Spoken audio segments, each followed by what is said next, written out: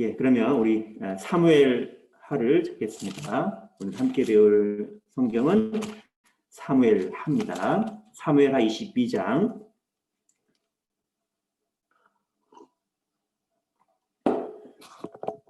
예, 사무엘 하 22장입니다.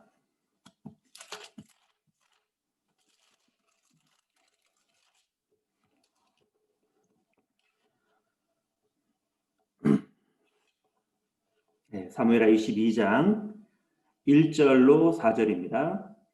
사무엘하 22장 1절로 4절.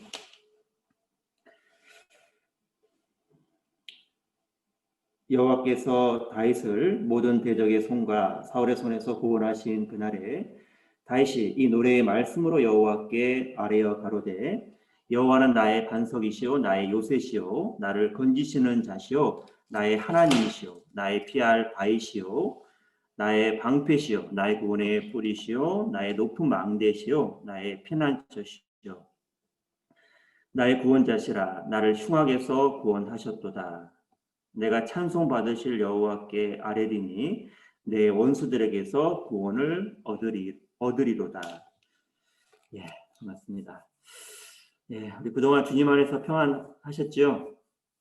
네, 우리 코로나로 인해서 직접 모여서 교제하지는 못하지만 또 온라인을 통해서 동기수련을 할 수 있도록 허락을 해주신 주님께 감사를 드립니다.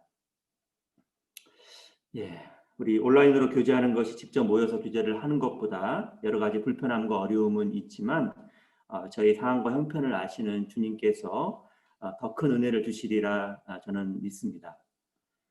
중요한 것은 어떤 상황과 환경보다는 주님을 향한 우리들의 마음이라고 저는 생각을 합니다.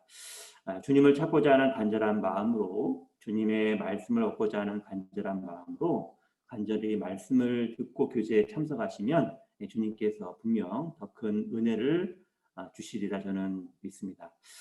오늘 저와 함께할 주제는 승리의 사람 다윗입니다. 우리 구약의 인물 중에서 성경에 가장 많이 언급된 인물을 말하라고 한다면 다윗이 될 거예요.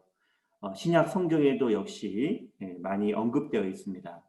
어떤 인물보다 많이 언급된 것을 보면 다윗은 하나님이 쓰셨던 사람들 중에 한 명이었음은 틀림없는 사실입니다. 또한 다윗을 이렇게 표현할 수도 있습니다. 사울이 한때 하나님께 쓰임받다가 버려진 사람의 대표적인 모형이라고 한다면 다윗은 계속해서 하나님께 쓰임받은 사람의 대표적인 모형이라고 할 수 있죠. 사울이 신앙생활의 실패자의 대표적인 모형이라면 다윗은 신앙생활의 승리자의 대표적인 모형이라고 또 할 수 있습니다. 다윗의 삶은 승리하는 삶이었고 다윗은 승리하는 사람이었습니다. 자, 어떻게 해서 다윗은 승리하는 삶을 살 수 있었을까요? 그리고 그는 승리의 사람이 될 수 있었을까요? 이 질문은 현재를 살아가는 그리스도인들에게 우리들에게 흥미가 되는 주제인과 동시에 깊이 생각하고 고민해야 되는 주제가 됩니다. 왜 그렇죠? 우리 역시도 다윗처럼 고난과 역경을 이기고 승리하는 삶을 살기를 간절히 원하기 때문입니다. 자, 그런데 저는 이 주제가 정해진 이후에 설교를 준비하면서 여러 가지 생각을 하게 되었습니다. 그러던 중에 한 가지 생각에 집중하게 되었고 이 중심을 잊지 말아야겠다라는 생각을 하게 되었습니다. 그것은 바로 하나님입니다. 왜냐하면 다윗에게 승리를 가져다 준 분은 다윗 자신이 아닌 하나님이시기 때문입니다. 오늘 시작하는 말씀으로 읽었던 첫 번째 구절이 우리에게 그 사실을 알려줍니다.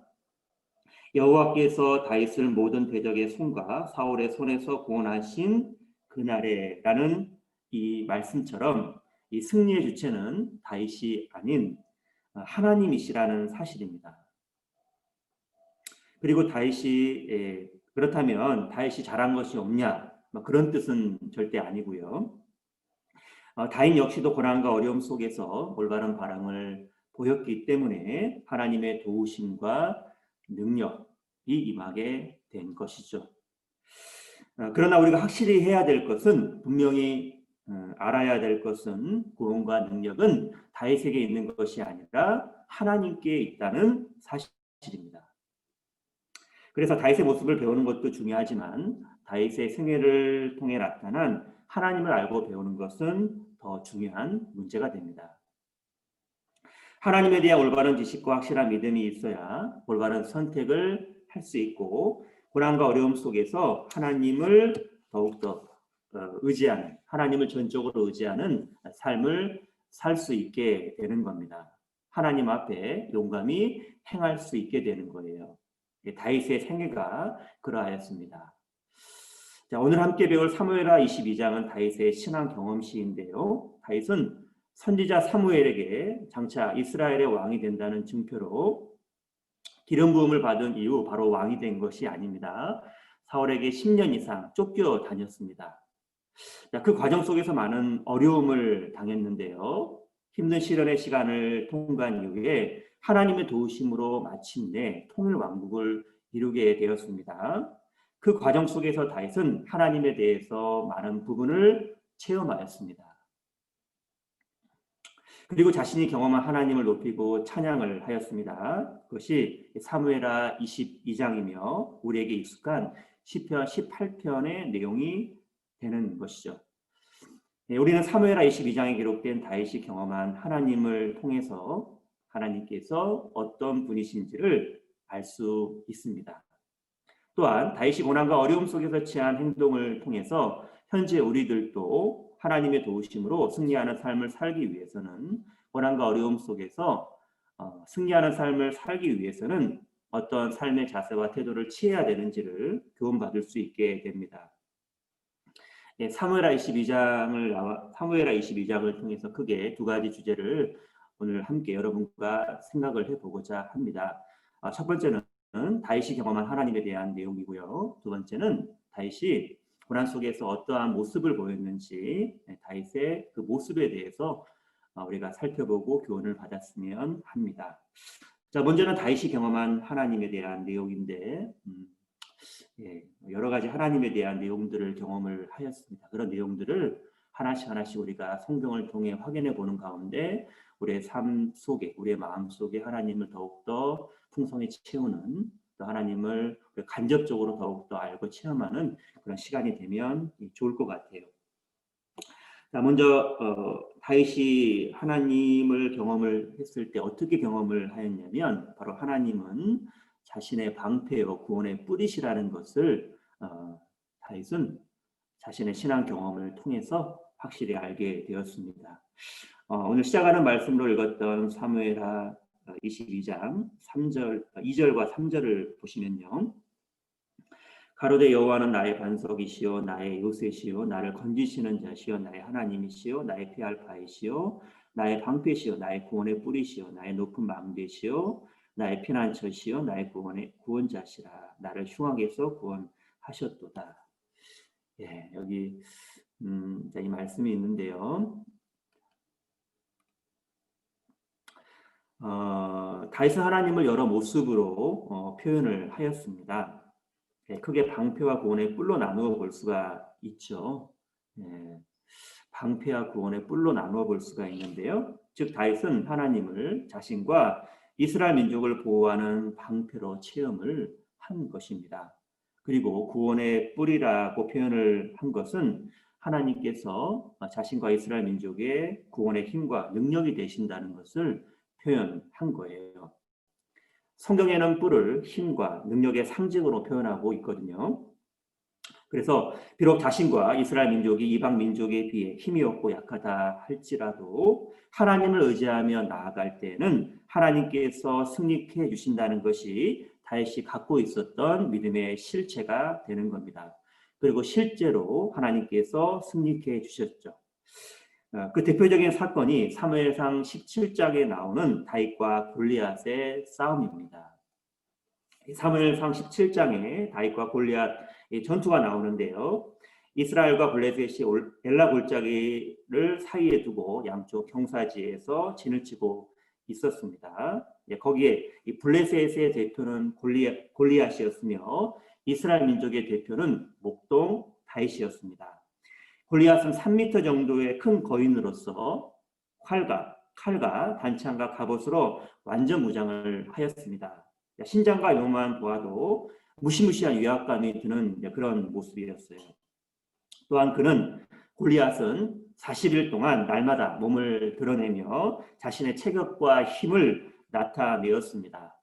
또한 골리앗은 이스라엘 민족을 모욕하기까지 했습니다. 그런 골리앗의 모습 앞에 이스라엘은 심히 두려워했어요. 그런데 아버지 심부름으로 전쟁터에 왔던 다윗이 그 모습을 보게 되었습니다. 그리고 살아계신 하나님의 군대를 모욕하는 골리앗 앞에 거룩한 분노를 갖게 되었고, 다윗은 하나님을 의지하면서 당당하게 골리앗 앞으로 나아갔습니다. 그리고 교만한 골리앗을 물매와 물맷돌로 한 방에 끝내버린 것이죠. 자, 물매를 이용해서 물맷돌을 골리앗에게 던졌는데 정확하게 이마에 맞은 것입니다. 골리앗은 땅에 엎드려졌고 골리앗의 칼을 빼내어 골리앗을 죽였습니다. 이것은 다윗의 능력으로 된 것이 아니라 하나님을 의지하고 믿음을 갖고 나아간 다윗에게 하나님께서 구원의 뿔이 되어 주셨기 때문에 가능한 일이죠. 쉽게 말씀을 드린다면 돌멩이를 던진 것은 다윗이었지만 돌멩이의 운전자는 바로 하나님이시다라는 사실입니다. 하나님은 다윗과 이스라엘 민족만의 방패요 구원의 뿔만 되시는 것이 아니라 구원받은 우리에게도 삶의 방패가 되시며 구원의 뿔이 되십니다. 구원받은 그리스도인의 진정한 보호자와 그리스도인의 힘과 능력은 바로 하나님이 되시는 거예요. 우리는 이 사실을 분명히 알아야 될 것입니다. 성경 사무엘하 22장은 우리 책갈피로 우리 끈으로 이렇게 딱 표시를 해 놓으시고요. 자주 확인을 할 겁니다.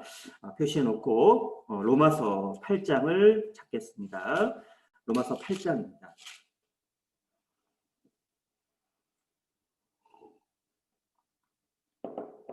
로마서 8장 31절입니다. 로마서 8장 31절.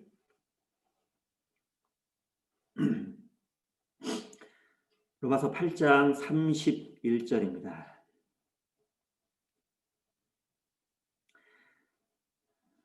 그런즉 이 일에 대하여 우리가 무슨 말 하리요? 만일 하나님이 우리를 위하시면 누가 우리를 대적하리요?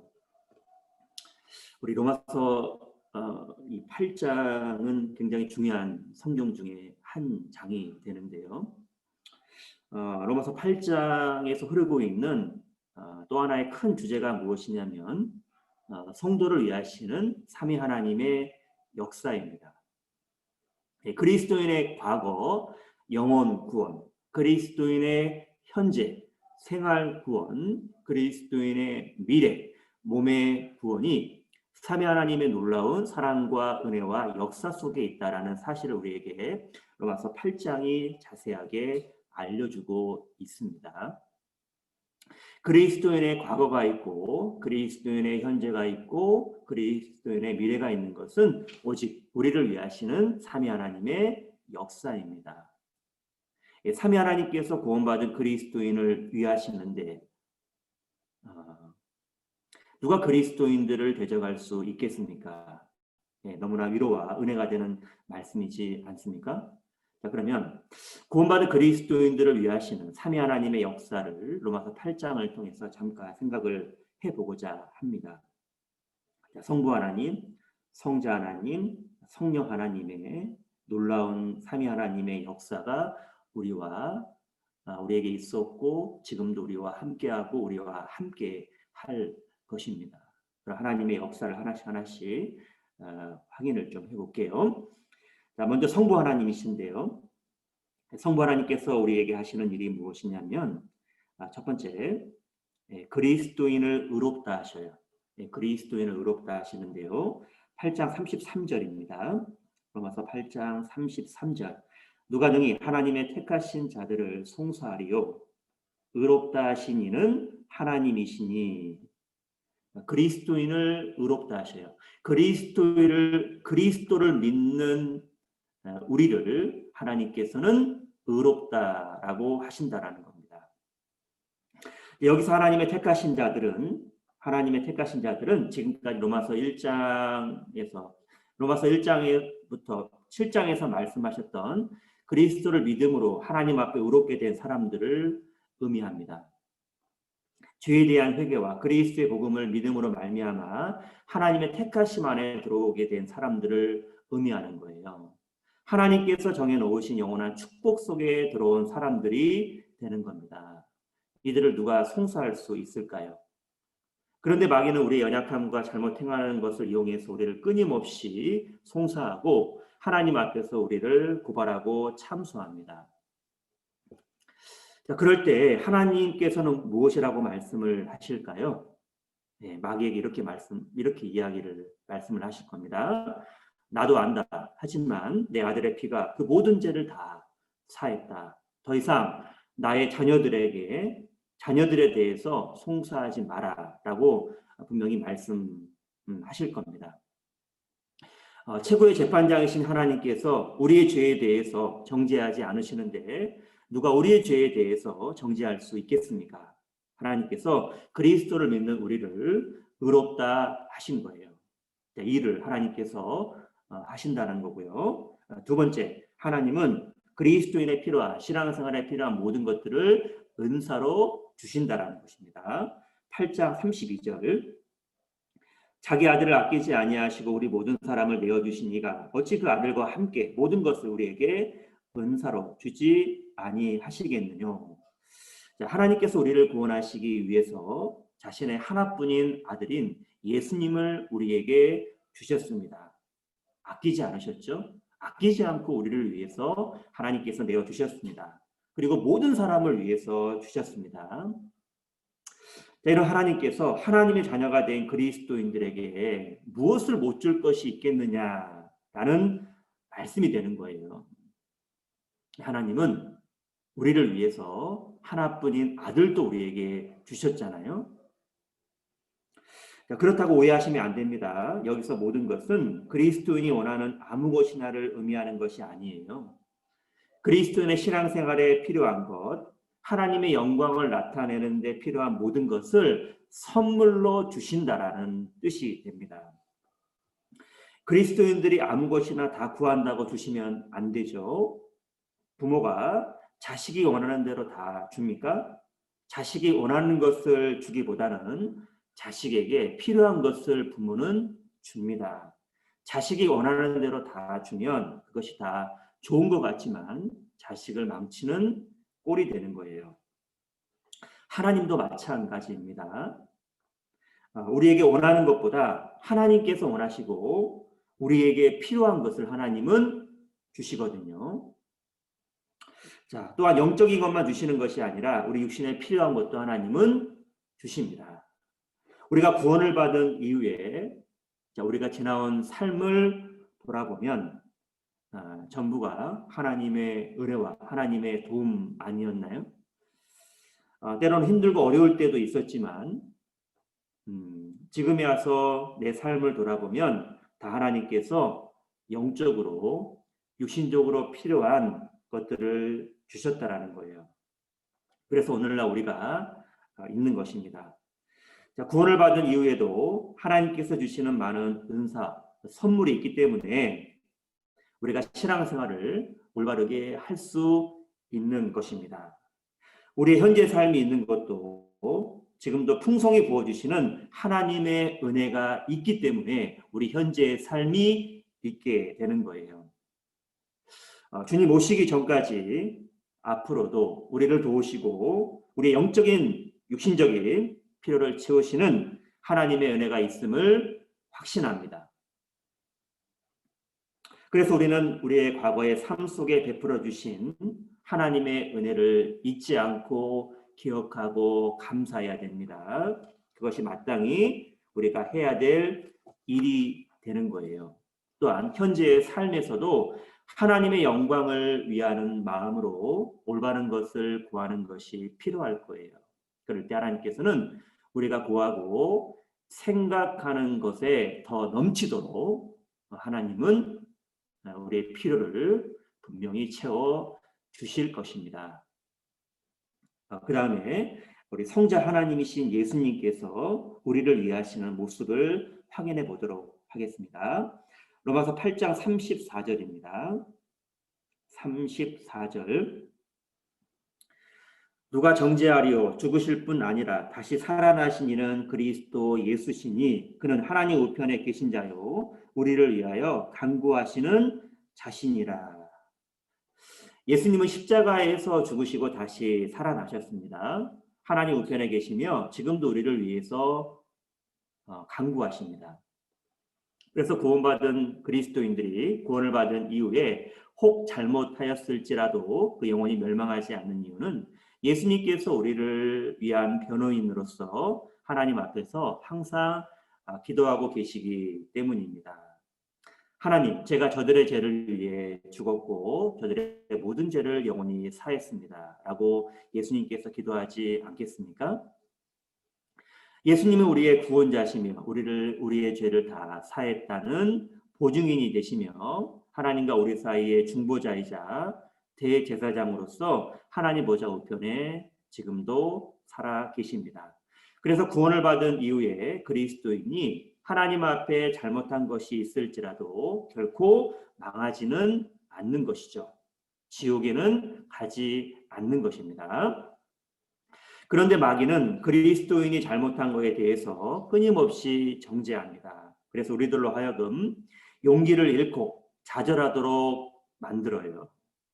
우리가 죄 가운데 주저앉아 있으면 주님이 기뻐하실까요? 결코 그렇지 않거든요.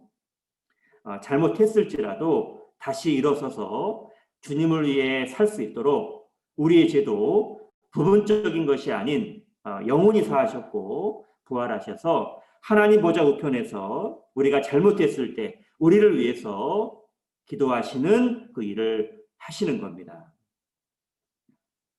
또한 우리의 연약함과 우리의 신앙생활을 위해서도 주님께서 기도해 주시지 않겠습니까? 베드로가 믿음이 떨어지지 않기를 기도했던 것처럼 예수님께서는 지금도 우리 연약함을 위해서 하나님 보좌 우편에서 분명히 기도하고 계시는 겁니다. 이런 말씀을 보면 참으로 위로와 감사가 되고 주님의 사랑과 은혜를 더욱더 느끼게 되죠. 자, 그리고 우리를 위하시는 성령 하나님의 역사를 또 한번 살펴보겠습니다.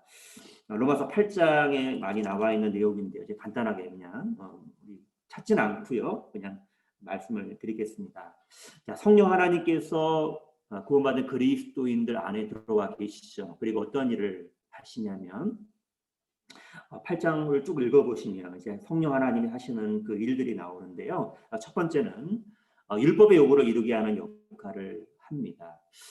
자, 주님은 우리에게 주님의 뜻대로 살 수 있도록 우리에게 성령을 주셨고 성령은 우리에게 주님의 뜻대로 살 수 있는 마음과 힘과 그리고 지혜와 그런 것들을 우리 안에 이루게 하셔서 율법의 요구. 자, 율법의 요구가 무엇이냐면 하나님 사랑과 그 다음에 이웃 사랑이 되는데 그 율법의 요구를 이루게 하는 그 일을 하게 하죠.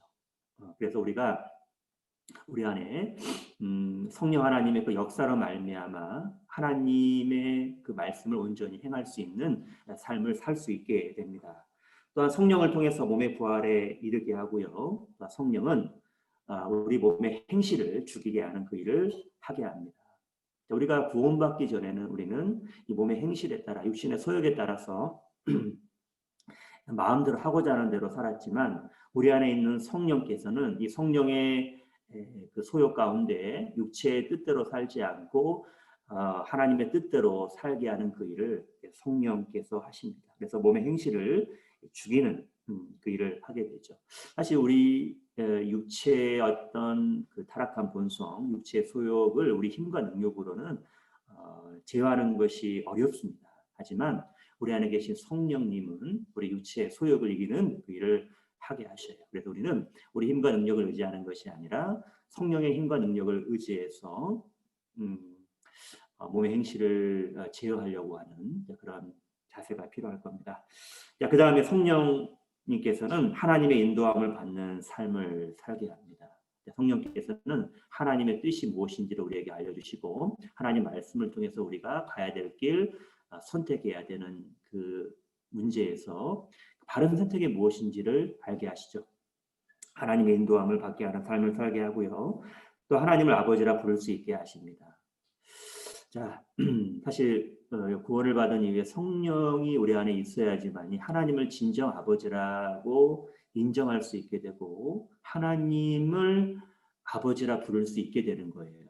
그냥 단순히 아버지 아버지 이런 개념이 아니라 진짜 하나님을 자신의 아버지로 여기게 하는 그리고 그 아버지를 의지하도록 하게 하는 그런 마음을 갖게 하고 그런 일을 하게 한다라는 거죠. 또 성령은 양자의 영, 그리스도의 영이신데 그래서 우리는 사실 하나님의 아들이 아닌데 죄인이었는데 양자의 영인 성령을 받음으로써 하나님의 아들이 된 것입니다. 하나님의 아들이 되었다면 아들은 아버지의 모든 것을 얻는 것처럼 아버지의 모든 걸 얻는 후사가 되는 것처럼 우리는 하나님의 모든 기업을 얻는 바로 하나님의 후사가 된다는 거죠. 또한 성령은 우리의 연약함을 도우십니다. 그래서 우리가 연약하고 부족하여 마땅히 하나님 앞에 기도해야 될 내용을 알지 못할 때 성령께서는 말할 수 없는 탄식으로 우리를 위해서 기도해 주십니다. 또한 성령은 우리를 위해서 하나님의 뜻대로 기도해 주시는 일을 하십니다. 우리 안에 계신 성령께서 하시는 일들이 정말 많이 있는데요. 사실 우리가 하나님 앞에 주님 앞에 하루하루 온전하게 살아갈 수 있는 것에는 성령의 도우심과 은혜가 있다라는 거죠. 이런 삼위 하나님의 은혜와 사랑과 역사가 있기 때문에 그 누구도 그 무엇도 하나님의 사랑에서 끊을 수 없다라는 겁니다. 삼위 하나님은 하나님의 자녀들을 끝까지 책임지십니다. 혹 잘못하고 부족함이 있다 할지라도 절대 버리시는 일은 없는 거예요. 또 하나님의 큰 사랑과 은혜를 받은 그리스도인들 역시도 세상에서 핍박과 고난과 기근과 각종 어려움, 37절에 보면 이 모든 일이라고 표현되어 있잖아요. 그러니까 이 세상에서 당할 수 있는 그 모든 어려움들을 설명을 하는 거예요. 자, 그 일들을 그리스도인들도 당한다라는 거예요. 자, 우리가 구원을 받은 이후에 나의 삶에는 이제 아무런 문제가 없을 거야. 이것이 아닌 거예요. 구원해 주신 그 은혜에 감사하고 소망 주신 주님께 감사하지만 우리가 주님 앞에 갈 때까지 이 세상에서는 많은 핍박과 어려움, 고난과 어려움이 있다라는 겁니다. 당연한 거예요. 왜냐하면 이 세상은 악한 자 안에 처해 있기 때문에 진리 가운데 살아가는 우리들과는 맞지 않는 세상입니다. 그렇기 때문에 우리가 진리 가운데 살아갈 때 세상은 싫어하고 마귀는 싫어하고 우리를 거부하고 우리에게 핍박과 어려움을 준다라는 거예요. 당연한 겁니다, 여러분. 그래서 구원받은 그리스도인들도 주님과 복음을 위해 살아가는 가운데 당하는 고난과 어려움이 없는 것이 아니라 분명히 있다라고 성경은 말씀하고 있고 자, 그런 고난과 어려움이 있지만 그 하나님의 사랑에서 끊을 수 없다는 사실을 우리에게 말씀하여 주고 있습니다. 자, 이러한 모든 일은 결국 우리 마음속에 있는 이 삼위 하나님의 그 사랑과 그 은혜에 대한 감사, 그러한 것들이 그런 우리의 마음과 삶을 끊을 수 없다라는 것이죠. 자, 핍박과 고난과 유혹과 어려움이 있어도 우리를 사랑하시는 삼위 하나님의 그 사랑으로 말미암아 그 역사로 말미암아 우리는 그 어려움을 넉넉히 이깁니다. 그리고 이것이 진정한 그리스도인의 삶이며 앞서간 믿음의 선진들의 삶이었으며 우리의 삶이 되어야 될 것입니다. 예, 우리 사무엘하 22장을 보시겠습니다. 사무엘하 22장.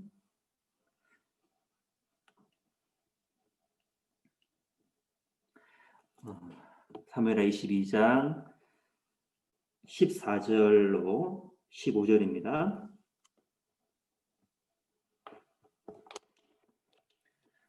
두 번째 다윗이 하나님을 체험한 내용인데요. 대적자를 심판하시는 하나님을 다윗은 체험을 하였습니다. 14절과 15절 여호와께서 하늘에서 내성을 발하시며 지존하신 자가 음성을 내시며 살을 날려 죄를 흩으시며 번개로 파하셨도다. 자, 다윗은 하나님을 대적하는 자들이 하나님의 초자연적인 방법에 의해 심판받는 모습을 보았습니다. 그리고 하나님께서 대적자들 속에 개입하시는 것을 수시로 경험하였던 것입니다. 그래서 다윗은 하나님께서 대적하는 자들을 심판하시는 것을 실감할 수 있었습니다. 자, 이러한 내용들을 우리가 사무엘상 다윗이 사울에게 10년 이상 쫓김 당하는 가운데 기록된 시가 사무엘 쫓김 당하고 그 이후에 다윗이 그 모든 환난과 어려움을 벗어난 이후에 그 하나님을 경험한 이야기가 사무엘하 22장이 되는 거기 때문에 사실 사무엘하 22장에 나와 있는 이 내용은 사무엘상 16장부터 사무엘상 32장까지 다윗이 왕이 된다는 기름 부음을 받은 이후에 하나님의 약속을 받은 이후에 바로 왕된 것이 아니라 10년 이상 사울에게 쫓김 당하는 그 상황을 배경으로 하고 있는 것이기 때문에 사무엘 상을 이제 또 계속 찾아보는 가운데 이 다윗이 경험한 하나님에 대한 이 내용을 또 확인을 해보겠습니다. 사무엘상 22장을 찾겠습니다. 사무엘상 24장 사무엘상 24장 12절입니다. 사무엘상 24장 12절. 그리고 주무시는 분은 없으시죠? 네, 없다라고 믿겠습니다. 네.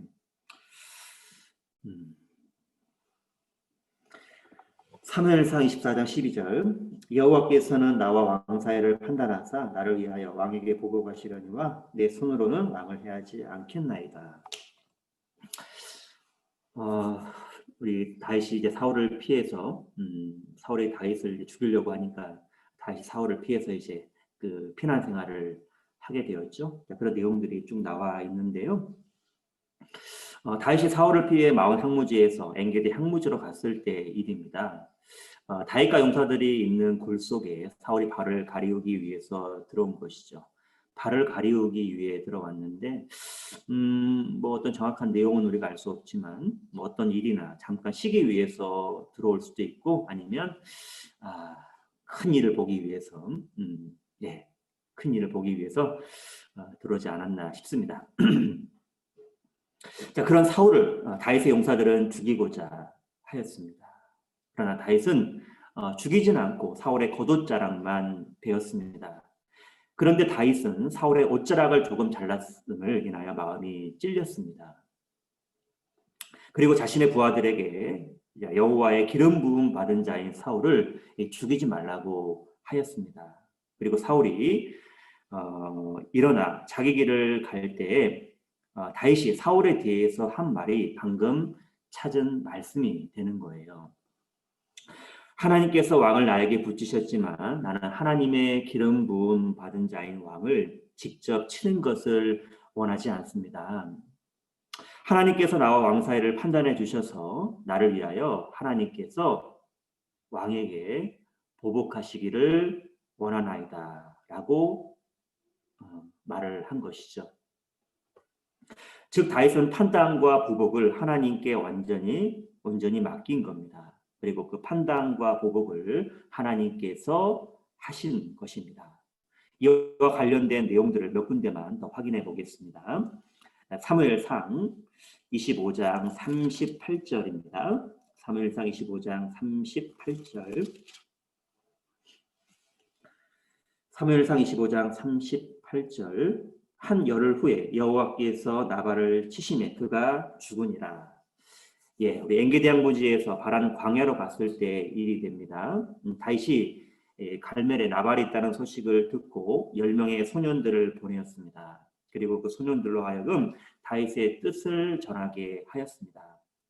이전에 다윗이 갈멜에서 나발의 양떼와 목자들을 보호해주고 매우 잘 대해주었던 일을 말하면서 나발에게 도움을 요청을 한 거예요. 그러나 나발은 다윗의 요청을 거부하며 도와주지 않았습니다. 오히려 다윗을 비웃으며 비난하기까지 하였어요. 그래서 다윗은 400명 가량의 군사들을 이끌고 나발과 나발에게 속한 모든 사람과 가축을 죽이려고 하였습니다. 그러자 나발의 아내 아비가일이 이 소식을 듣고 다윗의 앞을 나가선 거예요. 그리고 아비가일이 하나님 편에 서서 다윗에게 지혜롭게 말을 하였습니다. 무엇이라고 말을 하였냐면 이렇게 말을 하였거든요. 하나님께서 여종인 나를 통해서 나의 주께서 직접 원수를 갚는 것을 막으셨습니다. 하나님께서 갚으실 겁니다. 내 주께서는 직접 원수를 보수하는 그 악한 일을 하지 마시고 하나님께 맡기십시오. 라고 아비가일이 지혜롭게 다윗에게 말을 한 것이죠. 다윗은 나발의 아내 아비가일의 말을 듣고 자신이 직접 원수를 보수하는 일을 포기하였습니다. 그러자 하나님께서 선을 악으로 갚았던 악하고 불량자였던 나발을 직접 치신 거예요. 자, 그리고 다윗과 다윗의 사람들은 갈멜에서 하길라산으로 그들이 거할 장소를 옮겼습니다. 그러자 10사람들이 기브아에 있는 사울에게 와서 다윗이 바로 이 하길라산으로 왔다는 그 소식을 전해 주었어요. 그 소식을 들은 사울은 3,000명의 군사를 이끌고 10항무지로 내려가서 하길라산에 진을 쳤습니다. 그런데 사울과 병사들이 진을 친 그곳에 밤에 다윗과 용사 몇 명이 그 진에 들어갔습니다. 사울이 잠든 것을 발견한 아비새가 다윗에게 말하였습니다. 다윗이시여 부탁합니다. 아비새가 다윗에게 한 말이 되는 거예요. 다윗이시여 부탁합니다. 창으로 그를 찔러서 단번에 죽이게 해주소서. 내가 그를 2번 찌를 것이 없나이다 라고요. 그러자 다윗이 무엇이라고 대답을 했을까요? 사무엘상 26장 10절입니다. 사무엘상 26장 10절.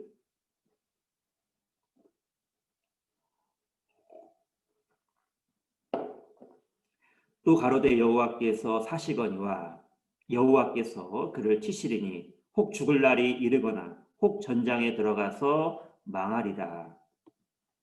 다윗은 하나님께서 살아계시기 때문에 하나님께서 사울을 치실 것이라고 하였습니다. 자신이 직접 원수를 갚는 것이 아니라 모든 판단과 보복을 하나님께 맡긴 거예요. 그래서 사울의 머리 곁에 있는 창과 물병만 가지고 나왔습니다. 모든 자신이 직접 원수를 갚은 것이 아니라 하나님께서 살아계시기 때문에 그 원수를 하나님께서 갚으실 것이다 라고 하였고 모든 판단과 보복을 하나님께 맡긴 것입니다. 자, 우리는 하나님께서 다윗의 대적자를 직접 심판하시는 모습과 다윗이 자신의 대적자들을 어떻게 대하였는지를 통해서 교훈을 받을 수 있습니다. 다윗은 하나님에 대한 확실한 지식과 분명한 믿음이 있었습니다. 그렇기 때문에 하나님께 모든 판단과 보복을 맡길 수 있었어요. 자신의 영역과 하나님의 영역을 잘 구분할 수 있었던 것입니다. 그리고 하나님은 다윗의 대적자들을 직접 심판하셨어요. 또한 다윗은 이러한 일들을 겪으면서 하나님이 어떤 분이시라는 것을 더욱 확실히 알게 되었을 것입니다. 우리도 다윗과 같은 그런 상황을 겪을 수 있거든요. 모양과 강도는 다를지라도 그러한 상황을 겪을 수 있다라는 겁니다. 자, 성경 로마서 12장을 찾겠습니다. 로마서 12장.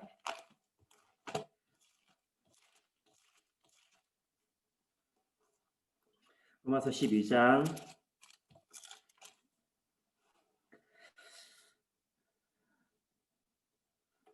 19절입니다.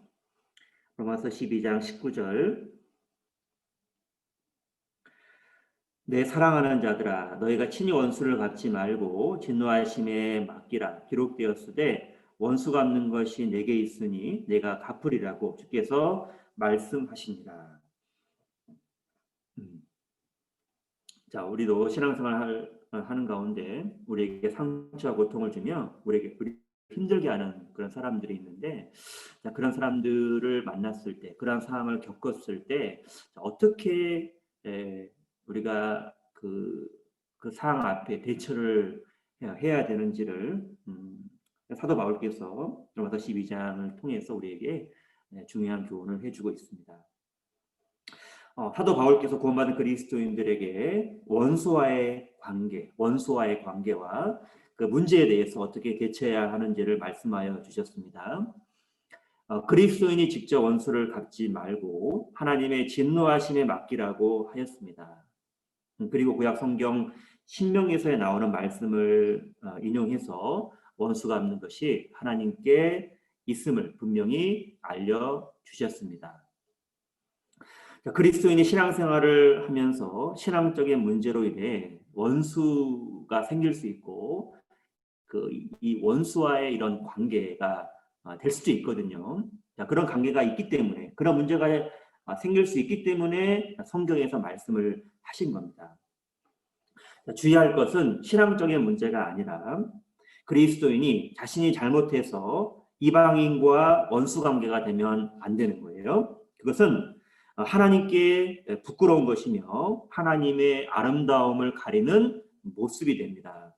이런 문제로 원수가 되는 것은 안 되는 거예요. 이런 문제가 아니라 신앙적인 문제 때문에 원수 관계가 될 수 있거든요. 자, 그럴 때 우리는 영역 구분을 잘 해야 되는데요. 영역 구분을 잘못하게 되면 반드시 후에 문제가 생기게 되고 후회하게 됩니다. 영역 구분 잘하는 사람이 다윗처럼 원수 관계에서 승리하는 삶을 살게 됩니다. 자, 원수 갚는 것이 누구에게 있다고요? 우리에게 있습니까? 하나님께 있습니까? 바로 하나님께 있습니다. 우리는 우리의 위치에서 그런 문제가 우리에게 왔을 때 우리는 우리의 위치에서 하나님을 의지하며 하나님 앞에 바르게 살면 되는 겁니다. 그러면 나머지는 하나님께서 하시는 거예요. 그 모든 판단과 보복을 하나님께 맡기고 우리는 진리 가운데 바르게 살아가면 그 모든 나머지 사항은 하나님께서 책임져 주시는 거죠. 자, 그리고 다시 우리 사무엘하 22장을 다시 보시겠습니다. 사무엘하 22장 17절로 19절입니다. 건지시는 하나님에 대해서 살펴보겠습니다. 사무엘하 22장 17절로 19절. 저가 위에서 보내서 나를 취하시며 많은 물에서 나를 건져내셨도다. 나를 강한 원수와 미워하는 자에게서 건지셨으며 저희는 나보다 힘센 영구로다. 저희가 나의 재앙의 날에 내게 이르렀으나 여호와께서 나의 의지가 되셨도다. 다윗은 하나님께서 자신을 건지시는 분이시라는 것을 고난과 어려움 속에서 하나님이 행하시는 그 일들을 통해서 체험하게 되었습니다.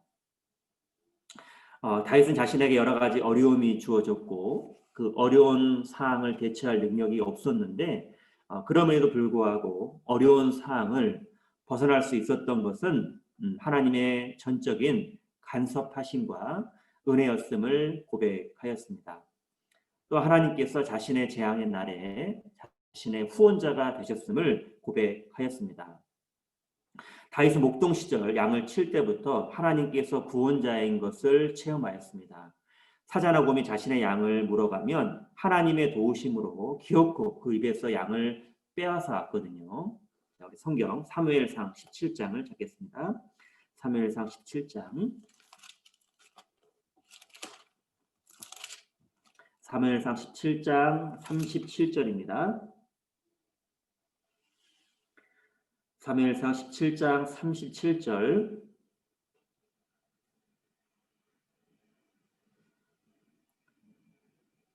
또 가로되 여호와께서 나를 사자의 발톱과 곰의 발톱에서 건져내었은즉 나를 이 블레셋 사람의 손에서도 건져내시리이다. 사울이 다윗에게 이르되 가라 여호와께서 너와 함께 계시기를 원하노라. 자, 다윗이 이 골리앗과의 싸움에 나가기 전에 한 말이 되는데요. 다윗은 자신의 신앙 경험을 말하고 있습니다. 여호와께서 나를 사자의 발톱과 곰의 발톱에서 건져내셨은즉 이라는 표현처럼 다윗은 실제 이런 경험을 한 것입니다. 하나님께서 자신을 건져주신 경험을 실제 했기 때문에 이런 체험이 있기 때문에 골리앗 앞에서도 참 두렵잖아요. 두려워하지 않고 하나님을 의지하며 담대하게 나아간 것입니다. 그래서 하나님은 골리앗의 손에서 다윗을 구원하셨습니다. 그리고 자신을 죽이려는 사울의 손에서도 다윗을 건져내셨습니다. 사무엘상 18장과 19장에 보면 이 사울이 단창으로 다윗을 죽이려는 내용이 나오거든요. 하지만 하나님께서는 다윗과 함께 하심으로 그 모든 상황들을 피하게 하셨어요. 다윗을 그 어려움 속에서 건져 주셨습니다. 또한 하나님께서는 사울의 딸 미갈을 통해서 다윗을 건져 주셨습니다. 또한 사무엘상 20장에 보면 20장에는 요나단을 통해서 하나님께서 요나단을 통해서 다윗을 건지시는 내용이 나오거든요. 요나단이 다윗을 죽이려는 아버지의 사울의 계획을 알려줍니다. 그래서 다윗은 피하게 되고요. 이때부터 다윗의 유랑 생활이 시작이 된 것입니다. 자, 유랑 생활 속에서 다윗이 피하는 곳마다 사울이 쫓아왔어요. 그리고 다윗을 죽이려고 했습니다. 하지만 하나님께서는 모든 순간을 다윗과 함께 하시면서 다윗을 지키시고 건져 주셨던 것입니다. 우리 사무엘상 23장입니다.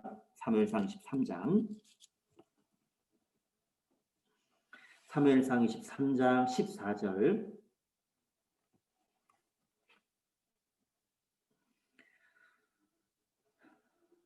사무엘상 23장 14절. 다윗이 황무지 요새에도 있었고 또 십황무지 산골에도 유하였으므로 사울이 매일 찾되 하나님이 그를 그의 손에 붙이지 아니하시니라. 그 당시 권력자였던 사울은 자신의 권력과 힘을 동원하여 다윗을 죽이려고 했습니다. 사울이 매일 찾되라는 이 표현을 보면 사울이 매일 찾되라는 표현을 보면 사울이 얼마나 다윗을 죽이려고 집중했는지를 알 수 있습니다. 한편으로는 너무나도 비참하고 슬픈 모습이 되는데요. 하나님의 뜻에 의해 세워진 사울, 이 사람이 선한 일에 집중된 것이 아니라 악에 집중되어 있는 사울의 모습을 보면 너무나도 안타까운 마음이 들죠.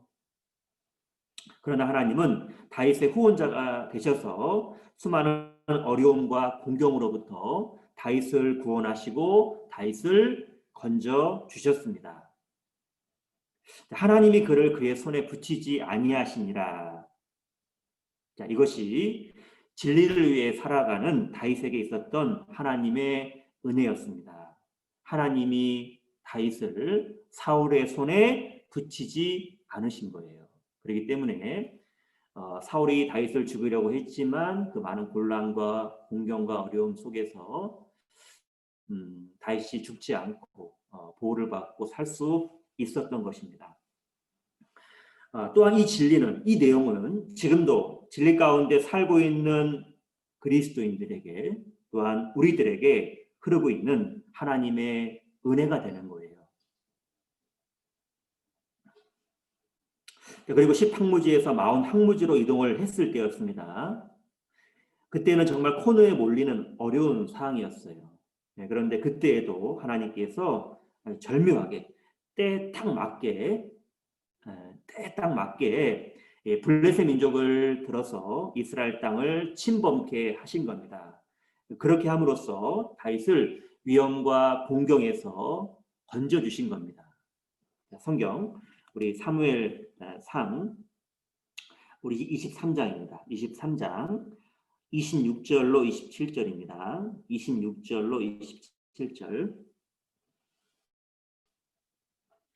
사울이 산 이편으로 가매 다윗과 그의 사람들은 산 저편으로 가며 다윗이 사울을 두려워하여 급히 피하려 하였으니 이는 사울과 그의 사람들이 다윗과 그의 사람들을 에워싸고 잡으려 함이었더라. 사자가 사울에게 와서 가로되 급히 오소서 블레셋 사람이 땅을 침노하나이다. 이에 사울이 다윗 쫓기를 그치고 돌아와서 정말 위험한 상황이거든요. 그런데 사자가 와서 사울에게 블레셋 사람이 이스라엘 땅에 쳐들어왔다라고 말을 하는 겁니다. 그러자 사울이 다윗 쫓기를 그치고 돌아간 거예요. 이 일을 누가 하신 걸까요? 우연히 된 일일까요? 아니면 하나님께서 하신 일이 될까요? 자, 이때 다윗의 마음은 어땠을까요? 자, 그 전에 이 사울의 위협 앞에 두려운 마음이 있었고 코너로 몰리자 아마 마음속에 난 이제 죽었구나라는 마음이 들었을지도 모릅니다. 그런데 하나님께서 코너에 몰린 다윗을 건져주신 거예요.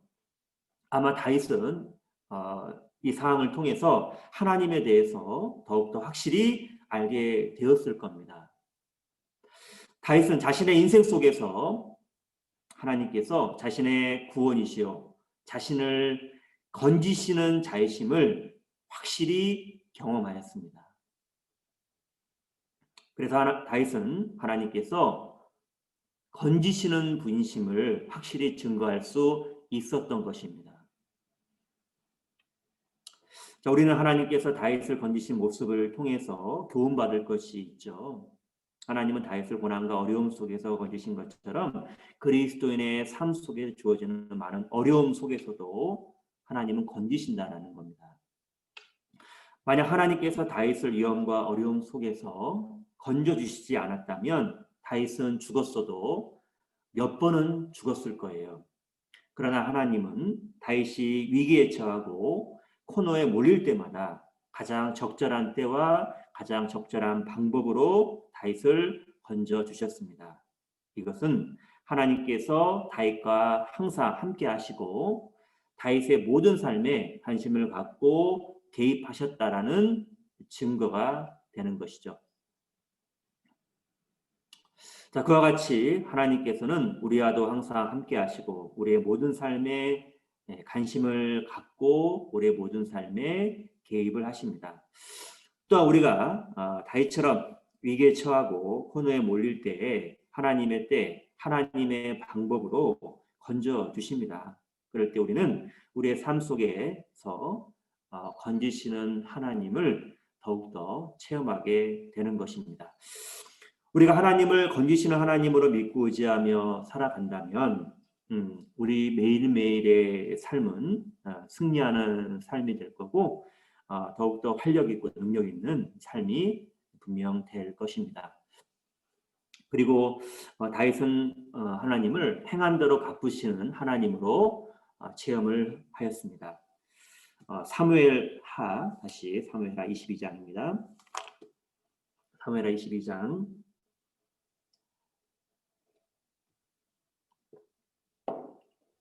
네 번째, 하나님을 행한 대로 갚으시는 하나님으로 체험을 한 것입니다.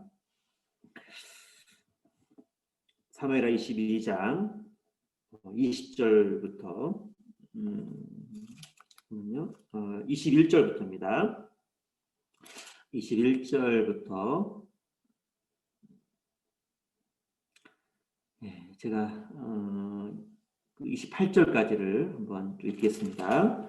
사무엘하 22장 21절부터 여호와께서 내 의를 따라 상 주시며 내 손의 깨끗함을 조차 갚으셨으니 이는 내가 여호와의 도를 지키고 악을 행하여 내 하나님을 떠나지 아니하였으며 그 모든 규례를 내 앞에 두고 그 율례를 버리지 아니하였음이로다. 내가 또 그 앞에 완전하여 스스로 지켜 죄악을 피하였나니 그러므로 여호와께서 내 의대로 그 목전에 내 깨끗한 대로 내게 갚으셨도다.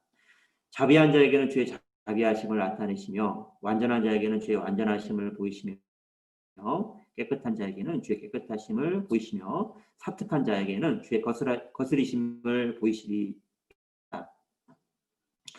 주께서 공고한 백성은 구원하시고 교만한 자를 살피사 낮추시리이다.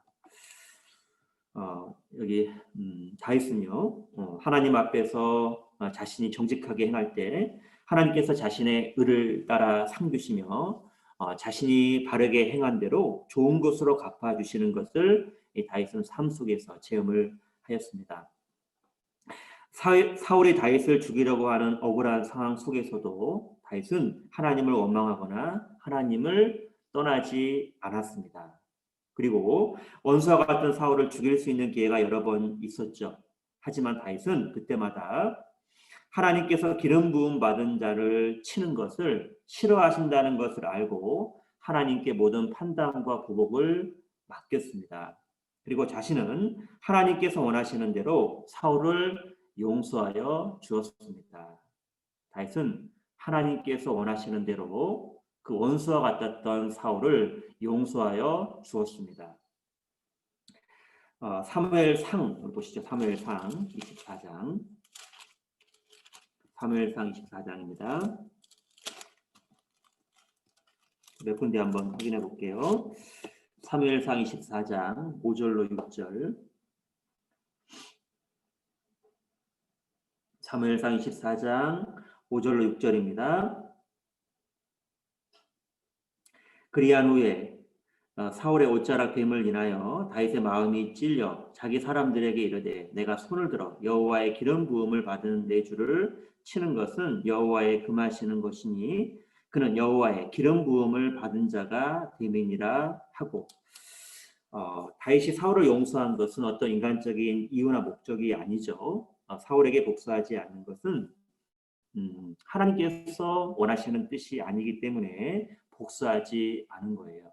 즉 다윗이 사울을 용서한 거기에는 바로 하나님의 뜻과 연결돼 있었고 하나님의 뜻을 분명히 알았기 때문에 하나님의 뜻대로 복수하지 않고 용서하여 준 것입니다.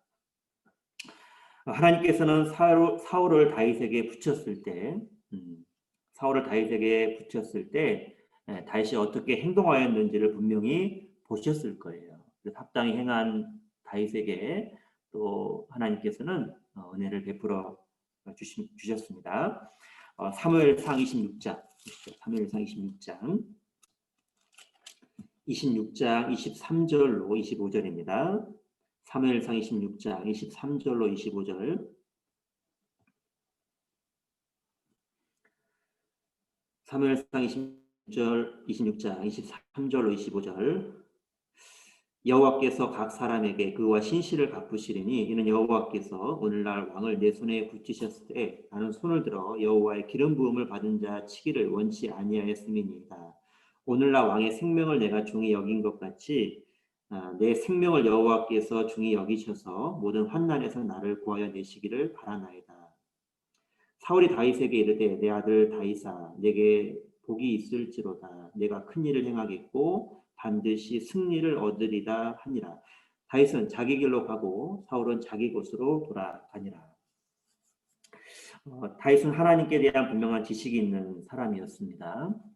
어떤 지식이 있었냐면 여호와께서 각 사람에게 그 의와 신실을 갚으시리니 라고 말한 것처럼 하나님께서는 행한 대로 갚으시는 분이심을 다윗은 알고 확신하였습니다.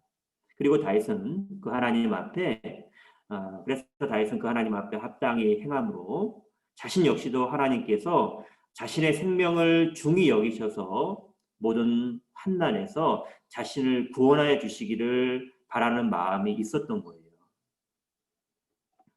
다윗이 하나님께서 원하시는 대로 사울의 생명을 귀하게 여긴 것처럼 하나님께서도 다윗의 생명을 귀하게 여기셔서 모든 환난에서 다윗을 구원하여 주셨습니다. 자, 그런 모습 앞에 사울도 다윗을 축복하고 있는 겁니다. 무엇이라고 했냐면 내 아들 다윗아 내게 복이 있을지로다 내가 큰 일을 행하겠고 반드시 승리를 얻으리라 라고 이 사울이 다윗에게 축복을 하였습니다. 자, 사울은요 다윗이 하나님 앞에 어떤 삶을 살았는지 알았습니다. 다윗이 억울하게 고난을 받았지만 원수를 용서했고 오히려 선하게 대접을 하였고 자신의 장래를 하나님께 맡겼고 하나님의 약속을 믿고 살아가는 사람임을 이 사울 역시도 알았던 것입니다.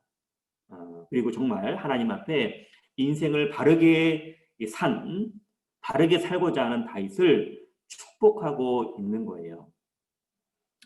자, 그래서 다윗은 행한 대로 갚으시는 하나님 앞에 악은 심판을 받으며 의는 보상을 받는다는 것을 경험할 수 있었던 거예요. 그러므로 다윗은 하나님께서는 행한 대로 갚으시는 분이심을 증거할 수 있었던 것입니다. 여러분, 자, 이 내용이 우리에게 주는 교훈이 무엇일까요? 우리에게 무엇을 교훈하여 줍니까? 하나님은 행한 대로 갚으신다는 사실입니다. 이 하나님의 통치 원리는 인간 역사 이래로 변하지 않았습니다. 지금도 이 통치 원리가 작동되고 있어요. 시편 89편 14절에 보면 어떤 내용이 기록되어 있냐면 의와 공의가 주의 보좌의 기초라라고 기록되어 있습니다.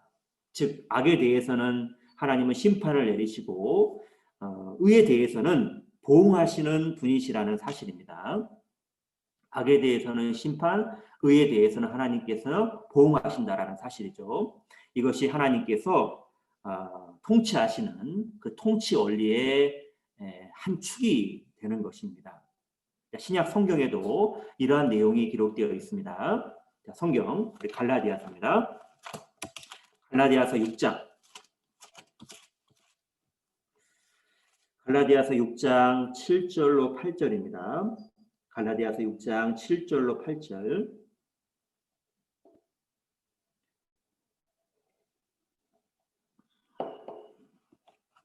갈라디아서 6장 7절로 8절. 갈라디아서 6장 7절로 8절. 스스로 속이지 말라. 하나님은 만유리 여김을 받지 아니하시나니 사람이 무엇으로 심든지 그대로 거두리라.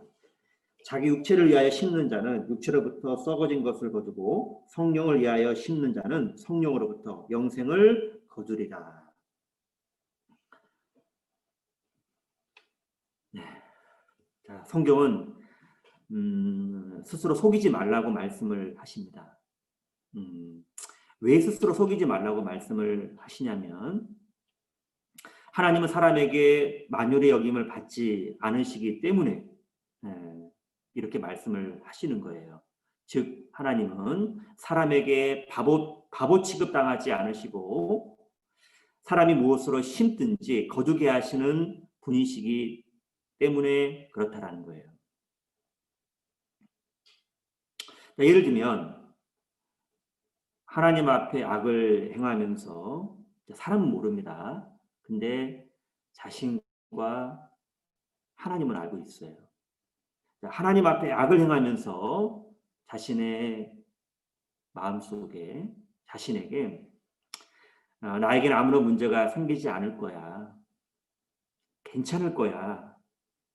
라고 생각하며 살아가는 것은 스스로 자기 자신을 속이는 모습이 되는 거예요. 육신의 생각에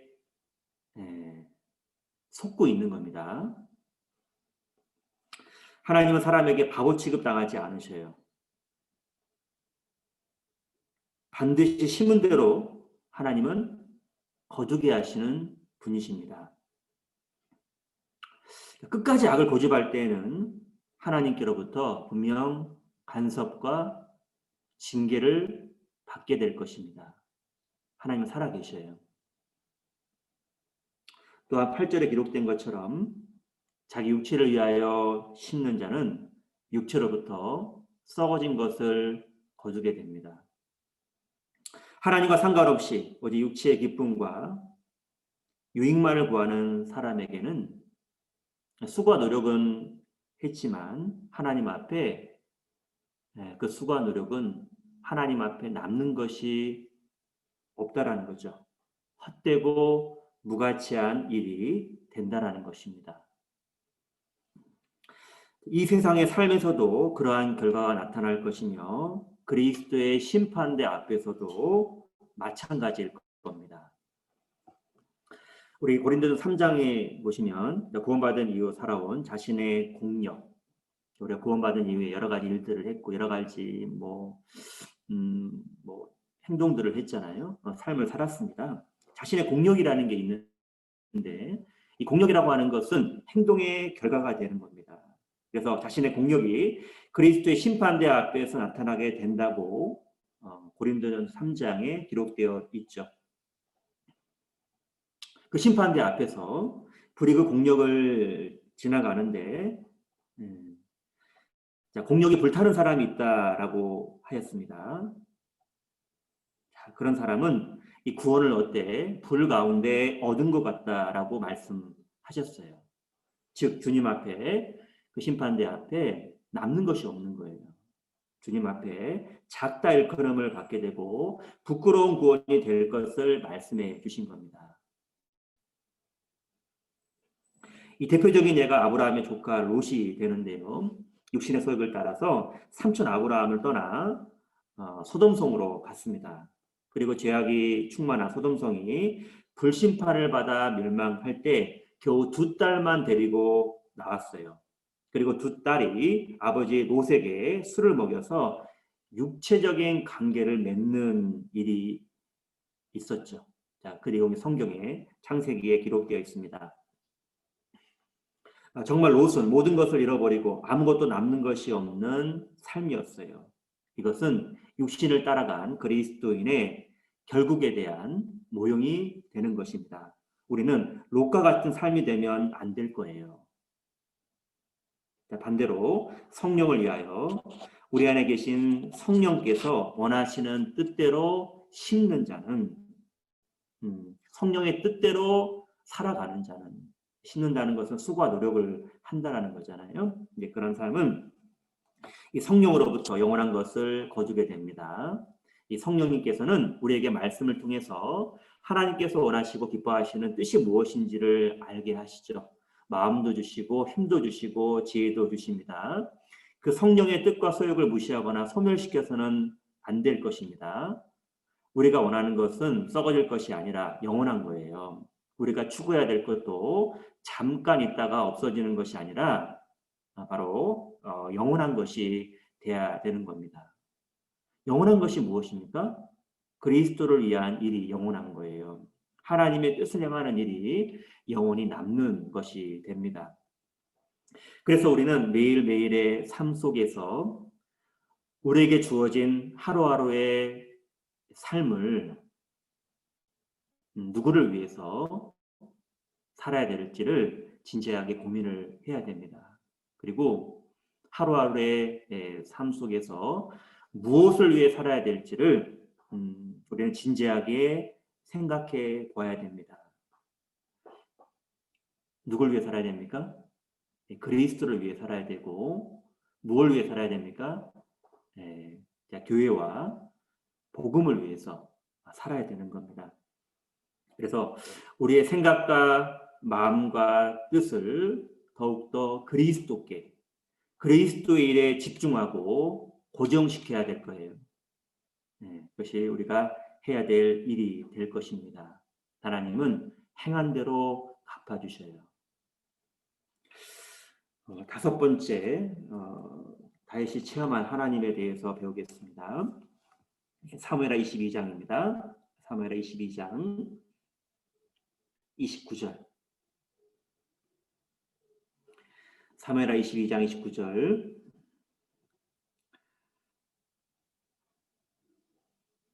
여호와의 주는 나의 등불이시니 여호와께서 나의 흑암을 밝히시리이다. 다윗은 하나님께서 자신의 삶의 등불로서 자신의 인생 속에서 주어진 그 흑암을 밝히시는 분임을 고백하고 있습니다. 여기서 흑암은 다윗에게 주어진 내적인 외적인 고통과 또한 재앙과 죽음 등이 될 것입니다. 또한 등불은 흑암을 물리친 등불입니다. 등불은 성경에서 생명을 나타내거든요. 그렇기 때문에 이 등불이 꺼진다는 것은 생명이 소멸됨을 의미하는 거예요. 반대로 등불이 켜진다는 것은 생명을 얻는 것, 즉 구원과 연결이 됩니다. 그래서 하나님께서 자신의 삶의 등불이 되시며 자신의 흑암을 밝히신다는 뜻은 다윗 자신을 죽음과 재앙에서 내적인 외적인 고통과 어려움에서 구원하여 주셨다는 것을 의미하는 거예요. 다윗은 사울에게 쫓김당하는 시간 속에서 정말 흑암의 시간을 보내었습니다. 죽음과 재앙이 항상 그를 따라다녔고 다윗은 내적인 외적인 고통을 많이 겪었습니다. 사무엘상 20장 3절에 보면 다윗과 요나단의 그 대화 중에서 다윗이 요나단에게 무엇이라고 말을 하였냐면 나와 사망 사이는 한 걸음뿐이니라 라고 다윗이 요나단에게 말을 하였습니다. 즉 자신에게 처해진 상황과 그로 인한 신적인 고통을 표현한 거예요. 다윗은 사울에게 쫓김당하면서 여러 가지 많은 내적인 외적인 고통과 어려움을 당했지만 그럴 때마다 하나님께서는 다윗의 등불이 되어 주셨고 다윗의 흑암을 밝혀 주셨습니다. 그래서 다윗은 하나님께서 자신의 삶의 등불이시며 하나님께서 자신의 삶의 이 어두움을 물리치시는 분이심을 확실히 경험할 수 있었던 것입니다. 하나님은 우리 인생에도 우리의 어두움을 밝히시는 등불이 되어 주십니다. 우리의 영혼과 우리의 삶이 환하고 밝게 빛날 수 있는 것은 바로 하나님 때문이에요. 그래서 우리는 하나님만이 우리의 인생에, 나의 인생에 흑암을 밝힐 수 있는 등불임을 기억하고 혹 나의 인생 속에 흑암과 같은 어려운 상황이 주어졌을 때 절망하거나 낙심하는 것이 아니라 하나님께 소망을 두고 하나님을 더욱더 바라보고 하나님을 더욱더 의지하는 삶을 살아야 될 것입니다. 그것이 내 영혼의 등불이 켜질 수 있는 방법이 되는 것입니다. 자, 그리고 다윗은 바로 하나님께서 전쟁케 하시는 하나님이심을 고난과 어려움 속에서 체험하게 되었습니다. 사무엘하 22장 40절입니다. 사무엘하 22장 40절 이는 주께서 나로 전쟁케 하려고 능력으로 내게 띠띠우사 일어나 나를 치는 자로 내게 굴복케 하셨사오며. 자, 40절 말씀에서 이 하나님이 힘으로 내게 띠띠우사 능력으로 내게 띠띠우사라고 표현되어 있죠. 이 말씀대로 하나님은 다윗에게 능력으로 힘으로 띠띠우시며 전쟁케 하셨습니다. 또한 다윗은 하나님께서 자신을 전쟁에 쓰시기 위해서 힘으로 능력으로 띠우셨음을 알았다라는 거예요. 우리 사무엘하 22장 35절로 36절도 보시면요. 35절로 36절에 내 손을 가르쳐 싸우게 하시니 내 팔이 노탈을 당기도다. 주께서 또 주의 구원의 방패를 내게 주시며 주의 온유함이 나를 크게 하셨나이다. 자, 여기서 가르쳐라는 의미는요. 훈련시켜서라는 의미를 가지고 있어요. 훈련시켜서 이런 의미를 가지고 있어요. 즉 하나님은 다윗을 하나님의 역사의 계약에 쓰시기 위해서 훈련시키셨고, 다윗은 사울에게 쫓김당한 시간 약 10년인데요. 그 시간 동안에 다윗에게는 이 시간이 혹독한 훈련의 시간이 되었던 것입니다. 다윗은 하나님께로부터 훈련을 받았기 때문에 여기 기록된 것처럼 노탈을 당길 수 있었던 겁니다. 이 노탈은 청동활을 의미하는데요. 실제로 청동활은 구부릴 수 없는데 구부렸다라는 거예요. 이 청동활은 구부릴 수 없는데 구부렸다는 겁니다. 이것은 어떤 영적인 의미가 들어가 있는 겁니다. 즉 하나님께서 다윗을 철저하게 훈련시키셔서 불가능한 일을 하게 하셨다라는 의미가 되는 거예요. 이렇게 훈련시킨 목적이 무엇이라고요? 바로 전쟁케 하시기 위해서, 그죠? 나로 전쟁케 하려고, 40절에 이는 주께서 나로 전쟁케 하려고 이렇게 하셨다라는 거예요. 다윗은 사울에게 쫓김받고 쫓김받는 과정 속에서 여러 가지 어려운 일들, 전쟁을 경험하였거든요.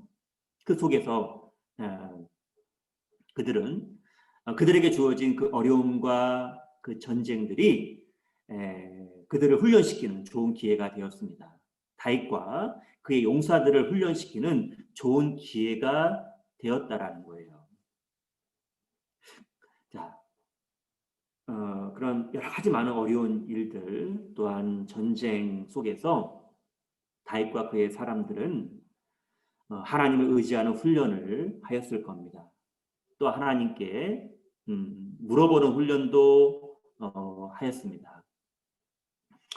자, 어려운 상황 앞에 물러서지 않고 용감하게 나아가는 훈련도 하였고, 전쟁을 할 때 질서정연하게 싸우는 훈련도 하였고, 싸울 때 끝까지 하는 훈련도 하나님은 하게 하신 거예요. 그런 훈련을 통과를 한 겁니다. 하나님께서는 이렇게 다윗과 그의 용사들을 훈련시키셔서 그들을 더욱더 강하게 만든 겁니다.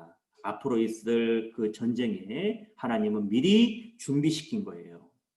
그리고 다윗은 하나님께 받은 훈련을 바탕으로 해서 통일왕국을 이루었습니다. 또한 통일왕국을 이룬 이후에 치룬 여러 민족과의 전쟁, 1, 2차 정복전쟁이 있었는데 그 전쟁에서 다윗은 승리하게 된 거예요.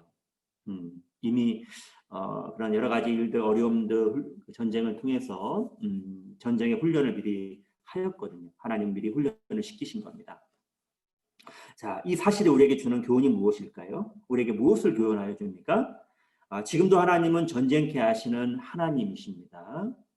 다윗과 같은 육신적인 그 정복 전쟁이 아닌 영적인 정복 전쟁에 그리스도인들을 참여시켜서 훈련시키신다는 거죠.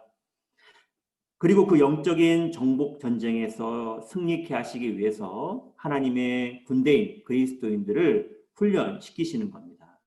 그래서 여러 가지 어렵고 곤란한 상황도 겪게 하십니다. 때로는 완전히 코너로 모시는 경우도 있어요. 앞에 캄캄한 상황을 허락하기도 하십니다. 즉 많은 고난을 허락하신다라는 거예요. 자, 그런 상황들을 통해서 오직 하나님만을 바라보고 의지하는 훈련을 하게 하시는 거예요. 또한 여러 가지 것들을 배우게 하시고 훈련시킵니다. 더욱더 하나님의 군대로 다듬어 가시는 일을 하시는 거예요. 하나님의 교회가 하나님의 군대잖아요. 사실 신앙생활은 보이지 않는 영적인 전쟁입니다. 이 세상과 마귀와 육체와의 싸움과 전쟁이에요. 우리는 그 전쟁에 참여한 그리스도의 군사입니다. 그리스도의 군사로서 영적인 싸움에서 승리하기 위해서는 더욱더 우리는 하나님에 의해 훈련되어야 합니다. 하나님은 적절한 방법으로 그리스도인들을 훈련시키십니다. 그 방법이 무엇입니까? 바로 고난이라는 거예요. 다시 고난이 힘들잖아요. 누가 좋아합니까? 우리 고난 좋은 분 손 들어보세요. 손 들어보세요 한번. 아무도 없죠? 자, 하지만 우리가 하나님이 주시는 이 고난, 허락된 고난 속에서 기뻐할 수 있는 이유가 있어요. 그 이유가 무엇입니까? 우리가 그 고난 속에서 감사하고 고난을 잘 견딜 수 있는 그 이유가 있다 이 말이에요. 고난이 주는 많은 유익 때문에 그렇다라는 거예요. 자, 성경 로마서 5장을 찾겠습니다. 로마서 5장. 로마서 5장입니다. 5장 3절로 4절입니다. 로마서 5장 3절로 4절.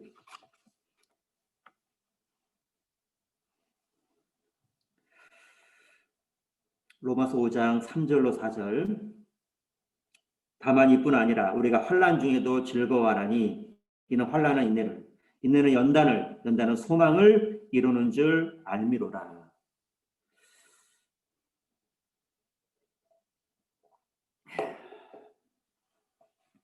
여기 이 말씀에 보면 이 구원을 받은 사람의 특징이 기록되어 있는데요.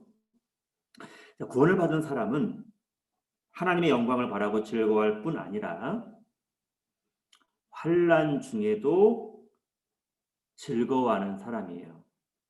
자, 이게 구원받은 사람의 특징입니다. 환난 중에도 즐거워하나니. 네, 보통 사람들은 환난 속에서 절망하고 낙심하는데 구원을 받은 사람은 정반대라는 것이죠. 왜 그렇죠? 그 이유가 무엇입니까? 환난은 인내를 만들어내고 인내는 연단받는 인격을, 연단받는 인격은 소망을 만들어내는 줄을 알기 때문에 그리스도인들은 환난 가운데 즐거워할 수 있게 됩니다. 그리스도인이 환난, 고난을 기뻐하는 이유는 고난 자체가 즐거워서가 아니죠. 그 고난을 통해서 성취되는 하나님의 은혜로우시고 거룩하신 목적이 달성되기 때문에 환난 가운데 즐거워할 수 있는 겁니다. 그리스도인은 고난 자체에 대한 즐거움이 아닌 고난이 낳은 결과 때문에 즐거워한다는 겁니다. 고난의 인내는 연단받는 인격을 낳고 연단받는 인격은 소망을 이루게 됩니다. 하나씩 생각해 보겠습니다. 자, 첫 번째, 환난은 인내를 낳는데요. 자, 우리 몸속에는 항체라는 것이 있죠. 항체. 항체는 외부의 병균이나 바이러스에 대항하여 싸울 수 있는 존재가 됩니다. 자, 항체라는 것은 병균의 침입이나 전염에 의해서 인체에 나아지는데요. 예를 들면 이 코로나 바이러스가 내 몸 안에 들어오면 고통을 겪게 되겠죠. 그러면 시간 속에서 몸 안에서는 코로나 바이러스와 싸울 수 있는 항체가 만들어지는 겁니다. 우리가 겨울철에 맞는 독감 백신도 동일한 원리입니다. 몸 안에서 약한 독감 바이러스를 넣어서 더 큰 독감 바이러스가 침입했을 때 싸울 수 있는 항체를 미리 만드는 것이죠. 그처럼 우리의 신앙생활에서의 인내도 그렇다라는 겁니다. 우리들의 그 영혼의 인내의 항체는 어떻게 만들어지는 것일까요? 환난을 통해서 만들어진다는 것입니다. 환난이 없이는 인내할 것이 없고 인내할 필요가 없는 거예요. 환난 속에서 인내가 만들어지는 겁니다. 환난이 있어야 인내를 배우게 되는 거예요. 인내의 그 인격을 얻게 됩니다. 두 번째, 인내는 연단을 낳는데요. 즉 인내 속에서 연단된 인격이 만들어지는 겁니다. 인격의 형성은 즉흥적이거나 순간적으로 되는 것이 아니죠. 시간 속에서 반복되어질 때 형성되는 것입니다. 자, 그리고 이 세 번째, 연단된 인격은 소망을 낳는데요. 즉 궁극적 영광에 대한 소망과 확신을 낳게 합니다. 실제로 환난, 인내, 연단을 겪은 사람은 하나님께서 함께 하시고 하나님께서 역사하심을 더욱더 느끼게 됩니다. 또한 그 속에서 하나님의 위로를 더욱더 체험하게 됩니다. 그로 인해 하나님이 주실 영광에 대한 소망이 더욱 커지게 되는 것이죠. 자, 그러기에 그리스도인들도 그 삶 속에 이 환난이라는 것이 고난이라는 것이 여러분 필요한 것입니다. 이 마르틴 루터는 이런 말을 했거든요. 고난은 나의 도서관에 있는 가장 좋은 책이다라고 말했습니다. 고난 속에서 사람은 많은 것들을 실제 배우게 되고 인격이 갖추어집니다. 그리고 이 진리를 확실히 아는 그리스도인은 환난 속에서 진정 기뻐할 수 있게 되는 것이죠. 그래서 혹 나의 인생 속에 고난이 왔을 때 낙심하거나 원망하지 마시고요.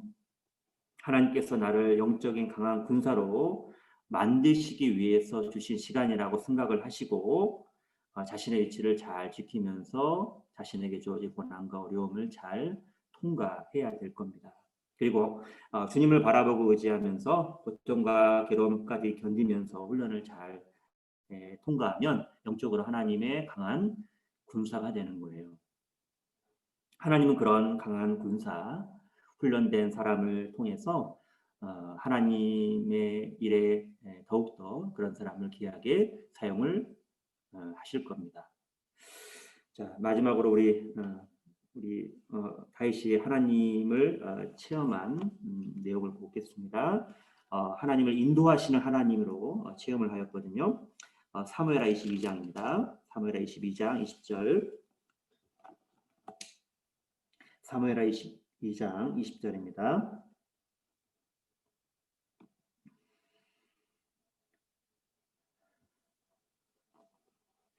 나를 또 넓은 곳으로 인도하시고 나를 기뻐하심으로 구원하셨도다.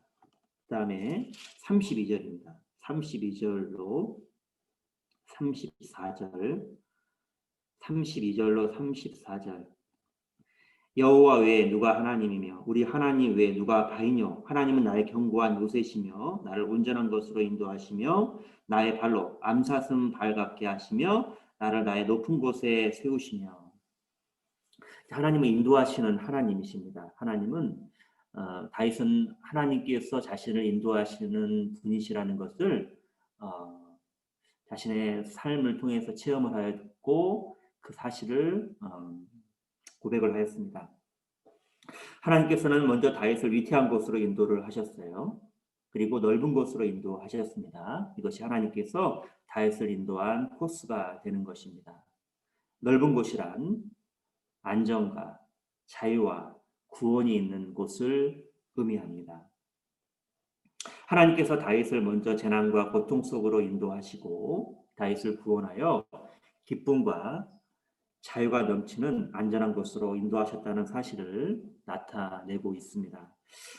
다윗은 기름 부음을 받고 바로 왕이 된 것이 아닙니다. 하나님은 다윗이 기름 부음을 받은 이후에 바로 왕이 되게 하신 것이 아니라 왕이 되게 하시기 위한 충분한 훈련을 하나님께서 시키신 겁니다.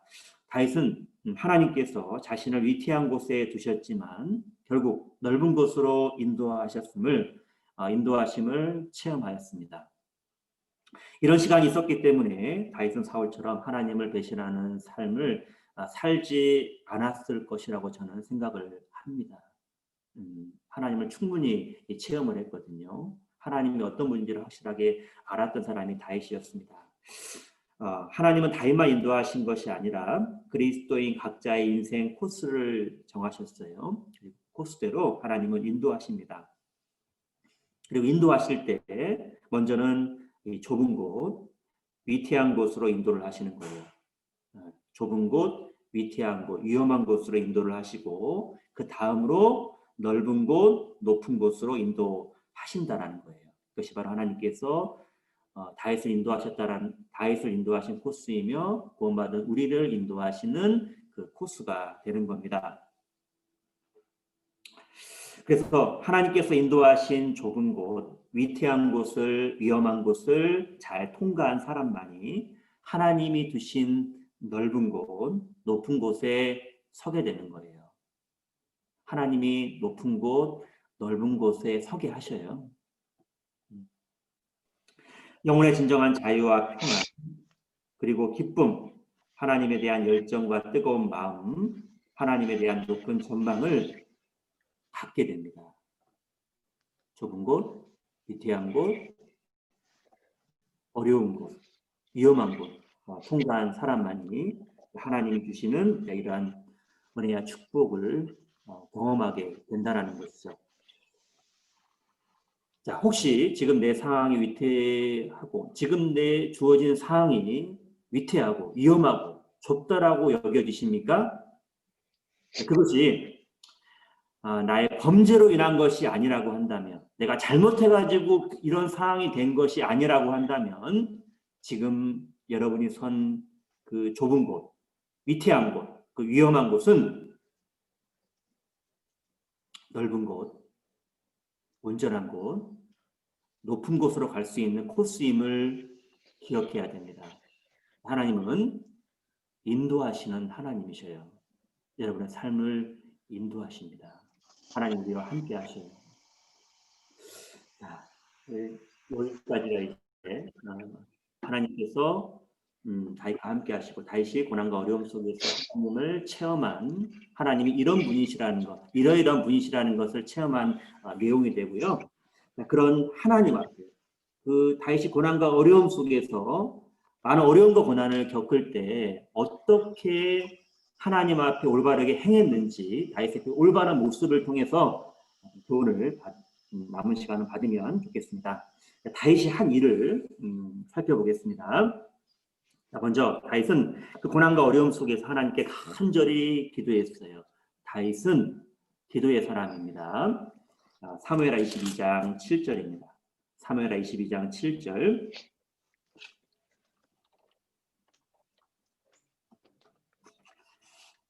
네, 22장 7절. 내가 환난 중에 여호와께 아뢰며 나의 하나님께 아뢰었더니 저가 그 전에서 내 소리를 들으시며 나의 부르짖음이 그 귀에 들렸도다. 19절입니다. 저희가 나의 재앙의 날에 내게 이르렀으나 여호와께서 나의 의지가 되셨도다. 이 의지는 후원자거든요. 자, 다윗은 자신이 애매한 고난을 받을 때 하나님께 간구하며 하나님을 의지했습니다. 하나님께서는 그런 다윗의 기도를 들으시고 그 많은 환난에서 다윗을 구원하셨고 다윗의 의지할 분, 다윗의 후원자가 되어 주셨습니다. 사실 다윗은 기도의 사람입니다. 시편에 보면 다윗이 정말 위험과 어려움 속에 있을 때 다윗이 어떻게 행동했는지가 자세하게 나와 있죠. 다윗은 정말 자신에게 주어진 많은 어려움 속에서 그 문제를 풀어줄, 그 문제를 해결해줄, 그 문제의 키를 갖고 있는 하나님께 간절히 기도했던 기도의 사람이었습니다. 그래서 하나님은 다윗의 기도를 들으시고 그 기도에 응답해 주시고 다윗에게 주어진 그 모든 인생의 문제를 다 풀어주시고 다윗을 영광스럽게 해 주신 것입니다. 시편 57편입니다. 시편 57편. 시편 57편. 자, 57편 1절로 2절. 자, 시편 57편 1절로 2절입니다.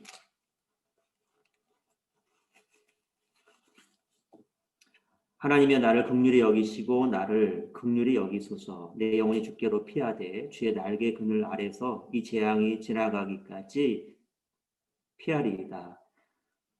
내가 지극히 높으신 하나님께 부르짖으며 곧 나를 위하여 모든 것을 이루시는 하나님께로다. 예, 다윗이 정말 이 어려운 가운데 있을 때 하나님께 간절히 기도한 거예요. 내가 지극히 높으신 하나님께 부르짖으며 하나님께 간절히 기도한 내용이죠. 나를 위하여 모든 것을 이루신 하나님께 다윗은 기도한 겁니다. 그것이 결국 그 기도한 것이 바로 자신의 영혼이 하나님의 그 날개 그늘 아래 피한 모습이 되는 거예요. 그래서 우리 기도하는 것과 하나님께 피하는 것은 연결되어 있는 겁니다. 자, 우리도 다윗이 고난과 어려움 속에서 기도한 모습을 통해서 교훈을 받을 수 있습니다. 고난과 어려움 속에서 그리스도인이 해야 할 가장 먼저이며 중요한 일은 하나님께 기도하는 겁니다.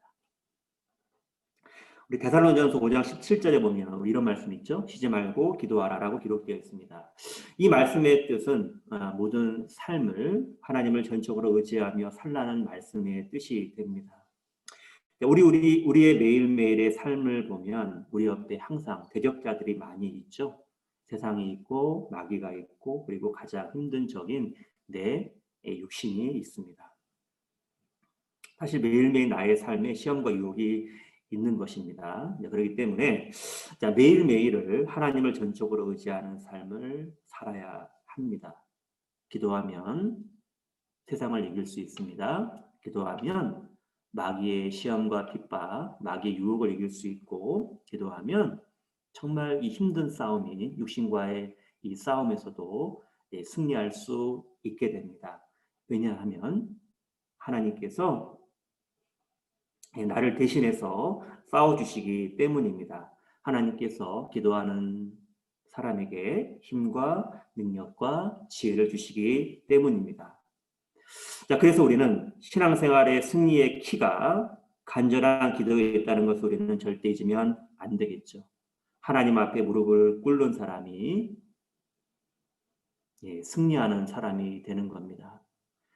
여러분 진정한 승리자가 되기를 원하십니까? 그러면 하나님 앞에 더욱더 무릎을 꿇어야 됩니다.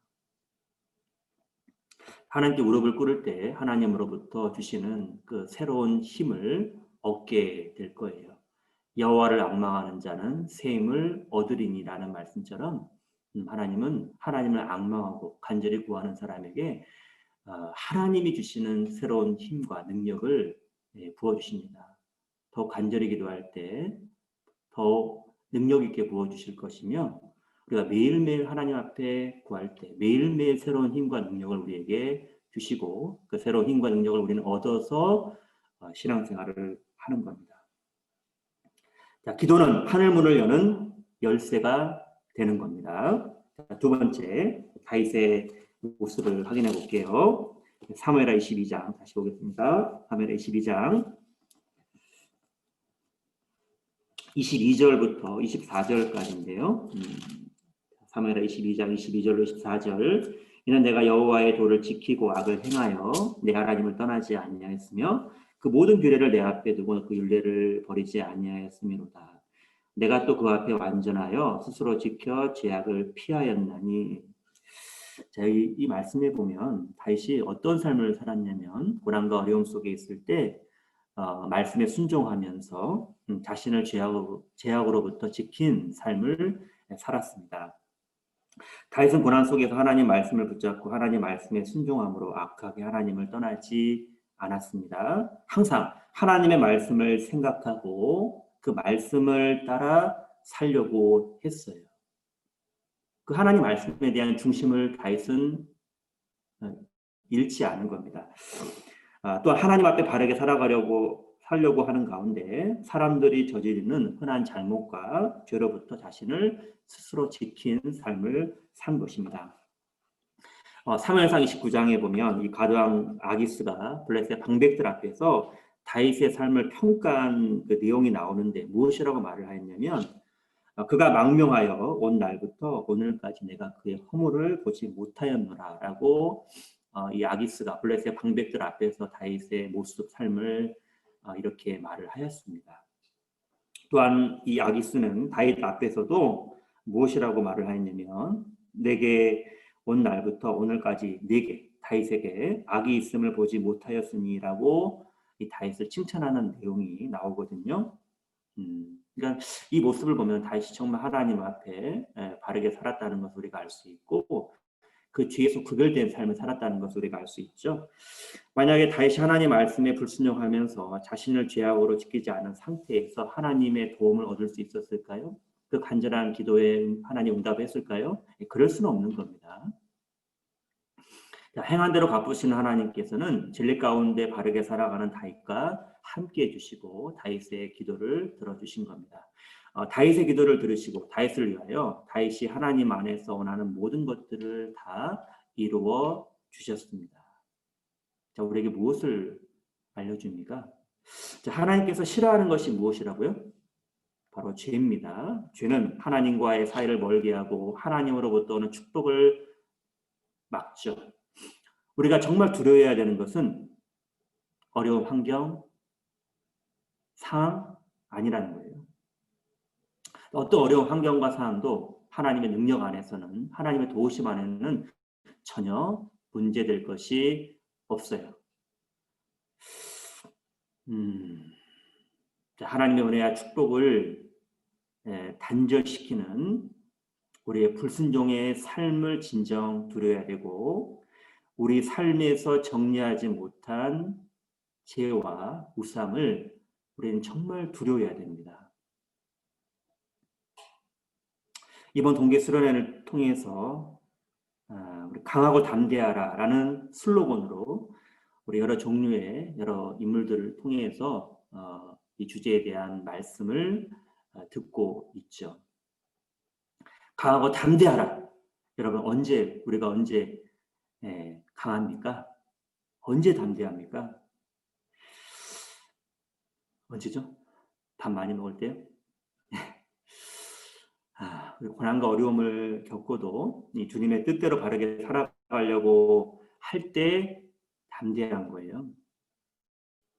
주님께서 나의 마음의 반석이 되어주시거든요. 자, 우리 삶의 반석만 되어주시는 것이 아니라 내 마음, 내 영혼의 반석도 주님이 되어주셔요. 그러니 담대하죠. 그러니 강하죠. 그런데 반대로 언제 담대함이 사라집니까? 불순종의 길을 걸어갈 때 그리스도인으로서 합당치 못한 죄를 짓고 회개치 않는 겁니다.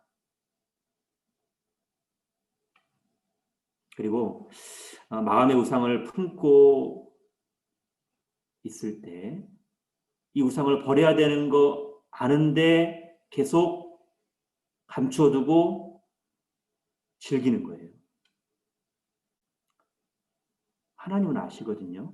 자기 양심도 압니다. 자, 그런 것들을 버리지 않고 품고 있으면 우리 영혼의 강함과 담대함은 사라집니다. 우리 성경 말씀 볼까요? 우리 욥기 하나 볼까요? 욥기 12장을 보시겠습니다. 욥기 12장 13절입니다. 욥기 12장 13절 11장입니다. 죄송합니다. 11장 13절로 15절 욥기 11장 13절로 15절 욥기 11장 13절로 15절 만일 내가 마음을 바로 정하고 주를 향하여 손을 들 때 내 손에 죄악이 있거든 멀리 버리라 불의로 내 장막에 거하지 못하게 하라 그리하면 내가 정녕 흠없는 얼굴을 들게 되고 굳게 서서 두려움이 없으리니. 그리스도인이 죄악을 가지고 있으면서 담대하다는 것과는 전혀 맞지 않는 말입니다, 여러분. 그리스도인이 죄를 지으면 하나님의 법이 우리 속에 있는 선한 양심이 우리의 죄를 지적하거든요. 그렇죠? 자, 우리는 그래서 죄에 대한 부끄러움과 고통과 탄식이 있고 또한 하나님의 그 징계하심에 대한 두려움이 있습니다. 그렇죠? 또한 세상을 사랑하면 우리 속에 있는 하나님의 사랑이 식어지고 우리 속에 있는 성령의 불길이 꺼져버려요. 그래서 이 죄는 우리 삶에 우리 영혼의 도적이 됩니다. 모든 것을 빼앗아가고 모든 것을 잃게 하고 모든 것을 무너지게 만드는 것이 바로 죄가 되는 거예요. 반대로 우리가 부족해도 인생을 참으로 바르게 진리 안에 살아가려고 할 때, 바르게 살아갈 때 주님은 우리의 반석이 되어주십니다. 그 반석 안에 있으면 안전하잖아요. 걱정할 것이 없어요. 그리고 우리의 삶의 반석만 되어주시는 것이 아니라 우리 마음의 반석도 주님은 되어주십니다. 즉 우리 영혼의 담대함과 용기, 강함을 얻게 하시는 겁니다. 세 번째 다윗의 모습을 보시겠습니다. 사무엘하 22장 30절. 사무엘하 22장 30절입니다. 자, 다윗은 하나님을 의지함으로 용감히 행한 사람이었습니다. 30절. 내가 주를 의뢰하고 적군에 달리며 내 하나님을 의지하고 성벽을 뛰어넘나이다. 자, 다윗은 자신에게 주어진 고난 속에서 또한 주변국과의 싸움에서 뒤로 물러간 것이 아닙니다. 하나님을 의지하고 그 전쟁에 나아가 적극적으로 다윗은 싸웠습니다. 그리고 하나님을 의지하며 자신에게 주어진 어려운 문제를 극복하는 삶을 살았습니다. 즉 다윗의 삶은 싸워서 쟁취하는 삶이었던 것이죠. 자, 우리의 삶의 방향도 다윗과 같은 삶의 방향이 되어야 될 겁니다. 고난과 어려움 속에서 영적인 전쟁에서 주저앉거나 뒤로 물러가는 것이 아니라 다윗처럼 주님을 의지하고 이 담이라는 게 뭐예요? 어려움과 난간이거든요. 이 담을 뛰어넘는 삶을 추구하면서 살아가야 될 겁니다. 또한 다윗이 용감히 행할 수 있었던 것은 자신의 힘과 능력 그런 용기가 아니라 하나님을 전적으로 의지하였기 때문에 그렇습니다. 즉 하나님을 의지하는 것과 용감히 행하는 것은 연결되어 있다는 거죠. 그래서 우리들도 영적인 전쟁에서 용감히 행할 수 있기 위해서는 하나님의 약속의 말씀을 전적으로 의지할 때 가능하다는 것을 알아야 됩니다. 그것을 믿음장이라고 불려지는 히브리서 11장이 우리에게 그 사실을 알려주거든요. 믿음은 모든 어려운 사항을 극복하며 인내케 하는 힘과 근원이 됩니다. 그렇기 때문에 하나님의 약속을 확실하게 믿는 사람, 그 믿음의 실체가 있는 사람은 비록 그 환경과 상황이 정말 어렵고 힘들다 할지라도 하나님의 그 약속을 바라보며 하나님의 그 관점, 하나님의 눈으로 그 현상을 바라보면서 담대하게 나아가거든요. 자, 그럴 때 하나님께서는 그런 사람들의 그 믿음의 사람들을 통해서 하나님께서 역사를 이루시는 거예요. 그 내용을 히브리서 11장이 우리에게 알려주고 있는 내용이 됩니다. 그래서 우리도 다윗처럼 하나님을 의지함으로 용감히 행하는 믿음을 갖고 나아가는 그런 모습이 되었으면 좋겠고요. 그 다음에 31절도 보시죠. 사무엘하 22장 31절 하나님의 도는 완전하고 여호와의 말씀은 정미하니 저는 자기에게 피하는 모든 자에게 방패시로다. 자, 여기 다윗은 또 어떤 사람이었냐면 하나님 말씀에 대한 확실한 신뢰가 있는 사람이었다는 거죠. 다윗은 하나님의 말씀이 완전하고 불순물이 없는 즉 거짓이 없는 말씀임을 확신하였습니다. 그래서 다윗은 여러 가지 상황 속에서 자신의 마음과 뜻대로 하지 않고 하나님께서 하나님의 말씀대로 행하였습니다. 그리고 말씀대로 행할 때 하나님께서 실제 자신의 삶의 방패가 되어 주신다는 사실을 체험을 하였습니다. 이것은 다윗의 신앙의 핵심이라고도 할 수 있으며 참으로 중요한 신앙의 원리가 되는 건데요. 자, 우리도 이 다윗의 모습을 통해서 성경이 하나님 말씀이 정답이라는 확신이 필요합니다. 성경이 정답이라는 것을 확신하는 사람이 상황이나 환경을 따라 살아가는 것이 아니라 하나님 말씀대로 살아가게 됩니다. 그럴 때 그런 사람에게는 더욱더 성경이 정답이라는 것을 체험하게 될 거예요. 그리고 하나님 말씀대로 살아갈 때 하나님께서는 말씀대로 행하는 사람의 방패가 되어 주시는 겁니다. 우리 잠언 3장 5절에 이런 말씀이 있죠. 아마 잘 알고 있는 내용일 텐데요. 너는 범사의 글을 인정하라. 그리하면 내 길을 지도하시리라. 라고 잠언 3장 5절에 기록되어 있습니다. 무슨 뜻이냐면 자, 범사는 모든 일인데요. 모든 일에 하나님 중심으로 살면 하나님께서 그 사람의 인생길을 책임져 주시겠다라는 뜻입니다. 하나님 말씀은 정답이기 때문에 우리가 실제 하나님과 하나님 말씀을 중심으로 살면 하나님께서 그 사람의 인생길을 실제로 책임져 주십니다. 하나님께서 우리의 인생길을 책임져 주시면 얼마나 좋겠습니까? 우리 인생의 가장 좋은 길은 우리가 원하는 길이 아닌 주님이 인도하시는 길이고 우리가 순종의 인생을 살면 주님께서는 우리 인생을 빛나게 해주시는 것이죠. 과연 우리는 이 말씀을 얼마나 믿고 있느냐, 확신하느냐라는 것입니다. 하나님 말씀을 믿는 만큼, 이 말씀을 믿는 만큼, 확신하는 만큼 순종할 겁니다. 순종할 때 이 말씀을 진정으로 체험하고 맛보게 될 거예요. 너는 범사의 글을 인정하라. 그리하면 내 길을 지도하시리라. 우리가 해야 될 조건을 지키면 하나님 나머지를 책임져 주시고 이걸 이제 말씀대로 행하는 사람이 이 말씀을 체험하게 되는데요. 누가복음 5장에 베드로가 예수님께 뭐라고 이야기를 하였죠? 예수님께서 밤새도록 그물을 내려 고기 못 잡은 베드로에게 그 다음날 오전에 깊은 데로 가서 그물 내려 고기를 잡으라고 말씀을 하셨습니다. 그럴 때 베드로가 무엇이라고 얘기했습니까? 자신의 경험을 얘기한 것이 자신의 경험대로 한 것이 아니라 내가 밤이 맞도록 수고를 하였을 때 얻은 것이 없지만은 내가 말씀에 의지하여 그물을 내리리이다. 내가 말씀에 의지하여 그물을 내리리이다라고 말하고 순종을 하였죠. 그래서 정말 그 주님의 역사를 베드로는 체험하게 된 겁니다. 베드로가 이렇게 말하고 순종했던 것처럼 우리들도 2021년은 말씀에 대한 확신을 갖고 말씀대로 살아가는 한 해가 되었으면 좋겠어요. 또한 그리스도인에게 있어 말씀에 대한 확신은 중요한 문제이니까요. 성경을 더욱더 가까이 하는 2021년이 되었으면 좋겠고, 그 다음 38절과 39절입니다. 사무엘하 22장 38절로 39절. 내가 내 원수를 따라 멸하였사오며 저희를 무찌르기 전에는 돌이키지 아니하였나이다. 내가 저희를 무찔러 파하였더니 저희가 내 발 아래 엎드러지고 능히 일어나지 못하였나이다.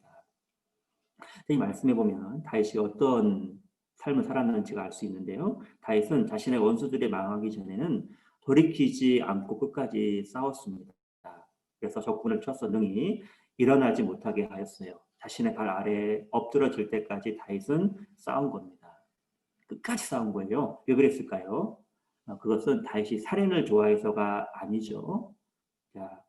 그것이 하나님께서 자신에게 원하시는 뜻임을 분명히 알았기 때문에 다윗은 끝까지 하나님이 원하시는 때까지 그 뜻을 이루기 위해서 그렇게 한 것입니다.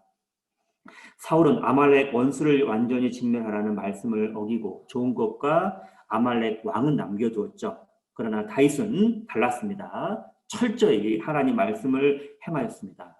우리 역시도 주님의 일을 할 때 그것이 분명 주님의 뜻이 맞다면 그 뜻이 이루어질 때까지 끝까지 최선을 다하는 신앙적 태도가 필요할 겁니다.